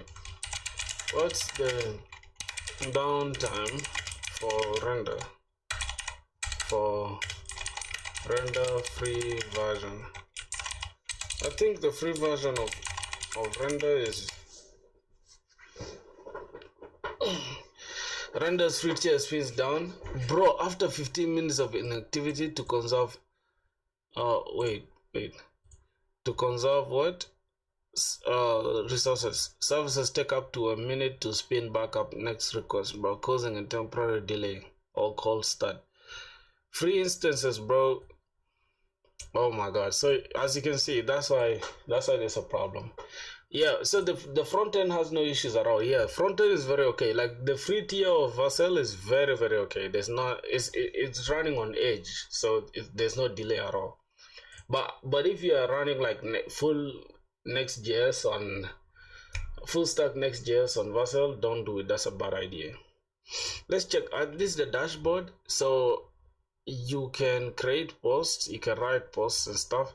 Now you see I'm logged in as the admin. Now let me go and log in as now as a regular user. So I'm gonna open this page. Now I'm logged in here as what? I'm as the admin. As you can see, we have total user, which is 1. Now let me go and log in as a regular user. So I need to open, I think, a new incognito window. Where can I get the incognito window? Okay, new incognito window, and then let me just send, okay, wait, like this, which one? It is command, and yeah, like this, command, wait, damn, oh, okay, so it's control option, okay, like this, control option. All right, makes sense. Let me also take this side. All right, now we have side by side windows like this. So here I'm going to open this here as this admin, and then let me log in this side. When I'm not logged in as admin, I'll be kicked out. Obviously, I'm not the admin. Like how do you write and publish in your blog? Like you type a notepad file and upload it so you can directly type it away? Oh no, because the way my blog works is I first write a text file I have in the pipeline to turn it into HTML, then push it to the website. I think that's good, but for me, I'm just using rich text editor within the blog itself. Let me show you. Let me log in now as a regular user. If I log in as this user, I think my credentials are not there, so it will not allow. User with that email does not exist. So let's go and say, let's just sign up. Let's call ourselves Emma. Let's grab this. I can just grab any email really. We are not checking if it's the right email or whatever. Login. So now we are logged in this side as a regular user, as you can see. So we are logged in as regular user, and you can see note, your posts will be saved as drafts. An admin will review and publish approved posts. You can see. And now here, if I refresh as the admin, you see we shall have 2 users. So we have 2 users now. So let me go and create a post here, and let's say the title of the coding is dead in 2026, and then say if you are still coding in 2026, you are losing because you need to do more than just coding in order for you. Wait, I think in order, let's just keep it like that. In order for you to win. Oh my god, I can't type, man. To win. Okay, let's just say now I just have to only save, right? I only have to save as draft because an admin has to approve it. So if I click save as draft, you can see post saved as draft, and then you can see I have my drafts here. My posts, they're still pending, right? Drafts. So if I go here and then I refresh this, you'll see we have total drafts is 0. If I refresh this as an admin, I have to, you can see we have total post 1 and total post drafts. But if I go here as regular user and say let me grab all posts, still there are no posts yet.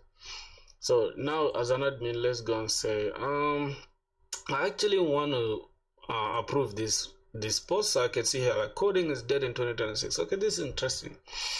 This is by Emma, this user. As you can see, the logged in user there, right, is this user. So okay, let me say fine, let me just accept this author's post. Let me just publish it as the admin. Then we have 0 posts here. If I go back here to the home page, I can see this user's post, and also here as a regular user now I can see like, hey, my post has been approved. If I refresh this, You can see, boom, hey, your post has been approved. And then it's showing the creator at the time that we created it and the time we updated it. Obviously we did not update it, and this is, but if we update now it will change this. So now this is like the headline for the entire blog post. But if you need details of the entire blog post, you can just click on it, and then you read like the entire post. You can, if it was long here, you are going to read the entire post here. So that's basically it. The admin and this. So this is basic RBAC, which is role-based authorization control or authentication. I think authorization control. Yeah. So let me go back to my dashboard as a regular user. You can see I have total post 1, and then if I go back here as the admin, I go to the dashboard. I don't have any more drafts, but I have now total posts here showing. And if I click here, on the drafts, you can see I have no drafts. Just go back here, and as the user, I can click my post, and then I can create a new post again. Say, okay, let me just, this user, let me create this, anything now, so that you can see we even have like, let me create another post. Let me just create anything, save it as drafts.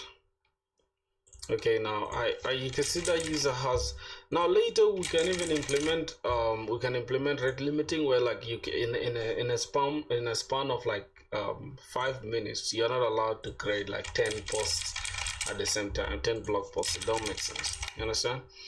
So that is it. Later we can just scale it and just add more functionality, but for now this is basic. This is basic functionality. Okay, let's go back here, and then I refresh. You see we have a lot of drafts. Now later, if we can, like within a span of like 5 minutes, and you're creating 20 posts, what are you doing, bro? What kind of author are you? You get? So let me just go and accept these ones. Let me publish them, and let me now check this. As you can see here, there are now 2 posts, right? Now let me publish this one again, and then I refresh here. You see we have 3 posts, and then this as well. If I accept, now you see, before you know it, we have pagination as well, right? So now we have pagination, but as soon as we reach 5, that's when we can now like go to the next page. I mean, as soon as we reach 6, now you can see we have 1 of 5 posts. But if I add this last post, which is 6, you see we shall have buttons to go next to the next page and return back. So yeah, we have to the next page, which will give us this, because per page we need only 5 posts, and you can go to the details of each post if you need to. So I think that is like the entire thing with the admin and the regular user thing. So yeah, and for the admin, my blog is basically a documentation of everything I learned. Oh, that's interesting. I like that, my boy. I like that for sure. I'm interested in our project. So this entire blog post of mine is done, right? I just wanted to use, you know, one thing for sure, boys. Let me show you guys like something interesting, right? Here's the thing. The best way to learn something, like, let me close this off, this entire thing. Let me show you guys something in Notion. All right. So now you see, I'm trying to learn microservices, right? I can use a project to learn as well microservices. So now here's the thing, like for example, the application we just built now, we have we've learned a lot now. We've learned RBAC, we've learned even how to even use JWT. We've learned let me see, let me charge this. Okay. So we've learned JWT. We've also learned, you know, how to build RESTful APIs with Spring Boot. We've even learned a lot of Spring Boot, and then core Java as well. We've learned core Java. We also know like the entire, you know, how to start from models. Then we flow from models to controllers. Then from controllers we go to repositories. Then from repositories we go to services, and from services, I mean, I think it's actually from service. We start from service. Which one? we start from the endpoints, right, which is controllers. We go to models, and then from there we use the models to talk to our services, and then our services to talk to our repositories to talk to our database, right? DB is the final one. So we have these controllers. Now we know how to use this, and we know how to use models. You know, we know how to use DTOs within models, right? So here we know how to now use DTOs. As you can see, here we now know how to use services. Then we know how to use repositories. And we know how to now talk to our database, right? Which is our PG database, which is Postgres, right? Now think about it, bro. Hey, bro, love from India. Hey, thank you so much, my brother. Thank you so much, bro. So much love from South Sudan. So, as you can see, your project is cool, man. What's the tech stack you used? I use Spring Boot and Next.js. So as you can see, from one project, bro, we've learned a lot. We've even learned hosting. You know, we've learned how to host. This is the tech stack. Let me show you the tech stack. This is the tech stack. So the tech stack is Next.js for the front end. We're hosting it on Vercel, and then backend we are using Spring Boot. We are using Spring Boot for the backend and the PG database, and then we are hosting it on Render. I think we are using Render. Yeah, we are using Render for the. That's the entire stack, really. The rest is just Docker, Compose, and this other stuff. So I think that is it. The main star of the show is Spring Boot, bro, with Java. So yeah, that's basically it, my boys. Now imagine this project. You can break down this. You can even go to AI and say, hey, I built. Let's go, for example, to AI. To AI here and say, open ChatGPT. I think Claude is good at doing that, but let's just open ChatGPT for now. Okay. So we say, hey, I am building my resume to apply for software engineering jobs, for sweet jobs, whether entry level or junior dev roles. I'm open to apply, and basically I wanna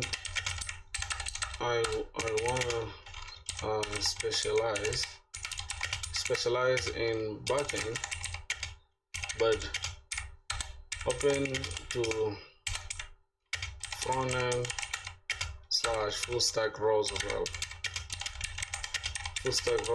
well. And here is my tech stack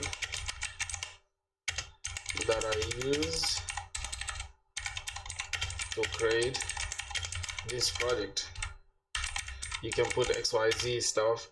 So project, mine is a blog post. Let's say blog post application. Here is everything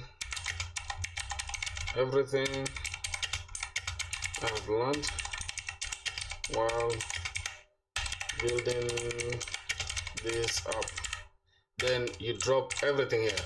Then we say, okay, so now use this method of developed X using Y and obtained Z method to write good bullet points for my resume. Boom.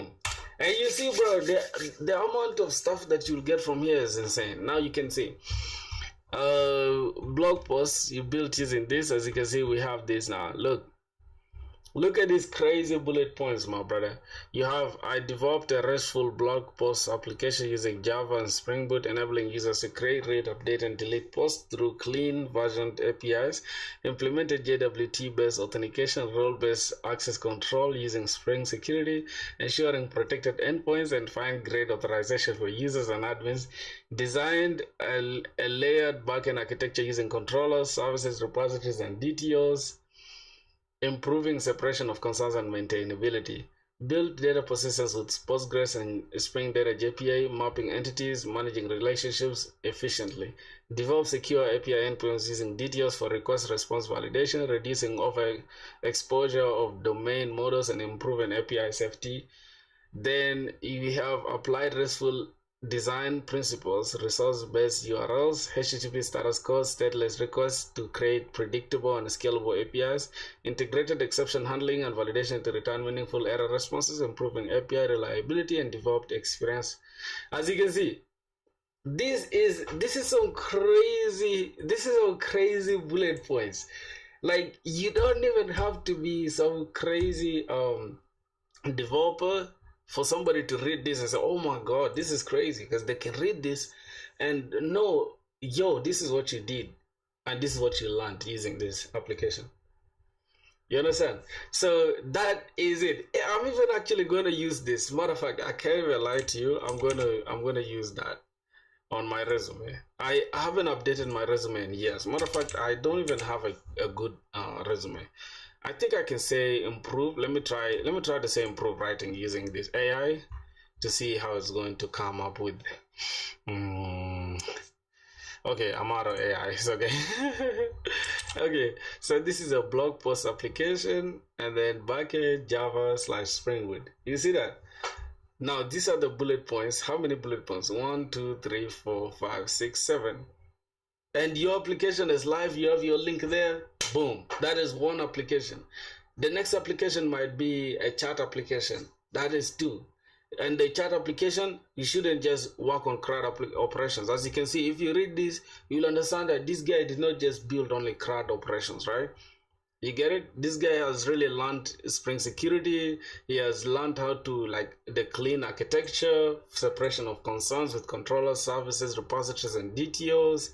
This person knows what, like, every line of code, they understand it. That's what this entire blog post breakdown is showing whoever's going to hire you. So this is crazy, bro, if you think about it. This is crazy. So I'd say that is it. Now our first application is done and is well hosted on Render and Vercel for the front end. So that's really it, man. Developed a secure backend using Spring Boot, JWT, and Airbag, resulting in authenticated role-restricted access to blog resources. I don't know, architected a clean layered system with controllers, resulting in improved testability and long-term maintainability. Oh my god, this I kind of like this one. It's not so much words, but yeah. Tech stack section, clean and honest. So yeah, we have this.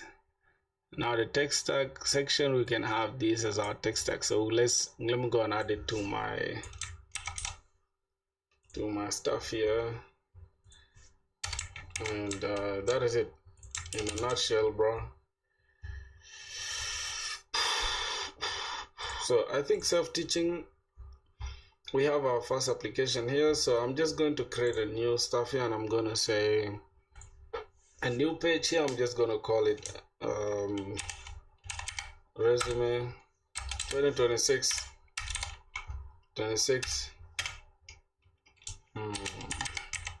resume. Okay, 2026 resume for backend jobs. I'm just gonna say for backend Spring Boot roles. Backend roles. I'm just gonna say for backend roles. Yep, and then I can just go ahead and grab this from here. This is the application I worked on. Later, when I go and build my resume, this is what I'm gonna have. Okay, now the only thing left now is to just do DSA every single day and you're good. Swear to God, bro. That's how clutch it is these days to get a job done. Okay, let me just add this and boom. We have what's going on here. Yep, so you can see this is actually what I'm going to use on my resume. I'll show you guys my resume like soon. I'll show you guys and I'll start applying for jobs as well. This is kind of very in depth about what you need, and then I can build my other application as well, like chat up, and that's it. So that's gonna be today's stream, my boys. I think I'm kind of tired now. I gotta rest.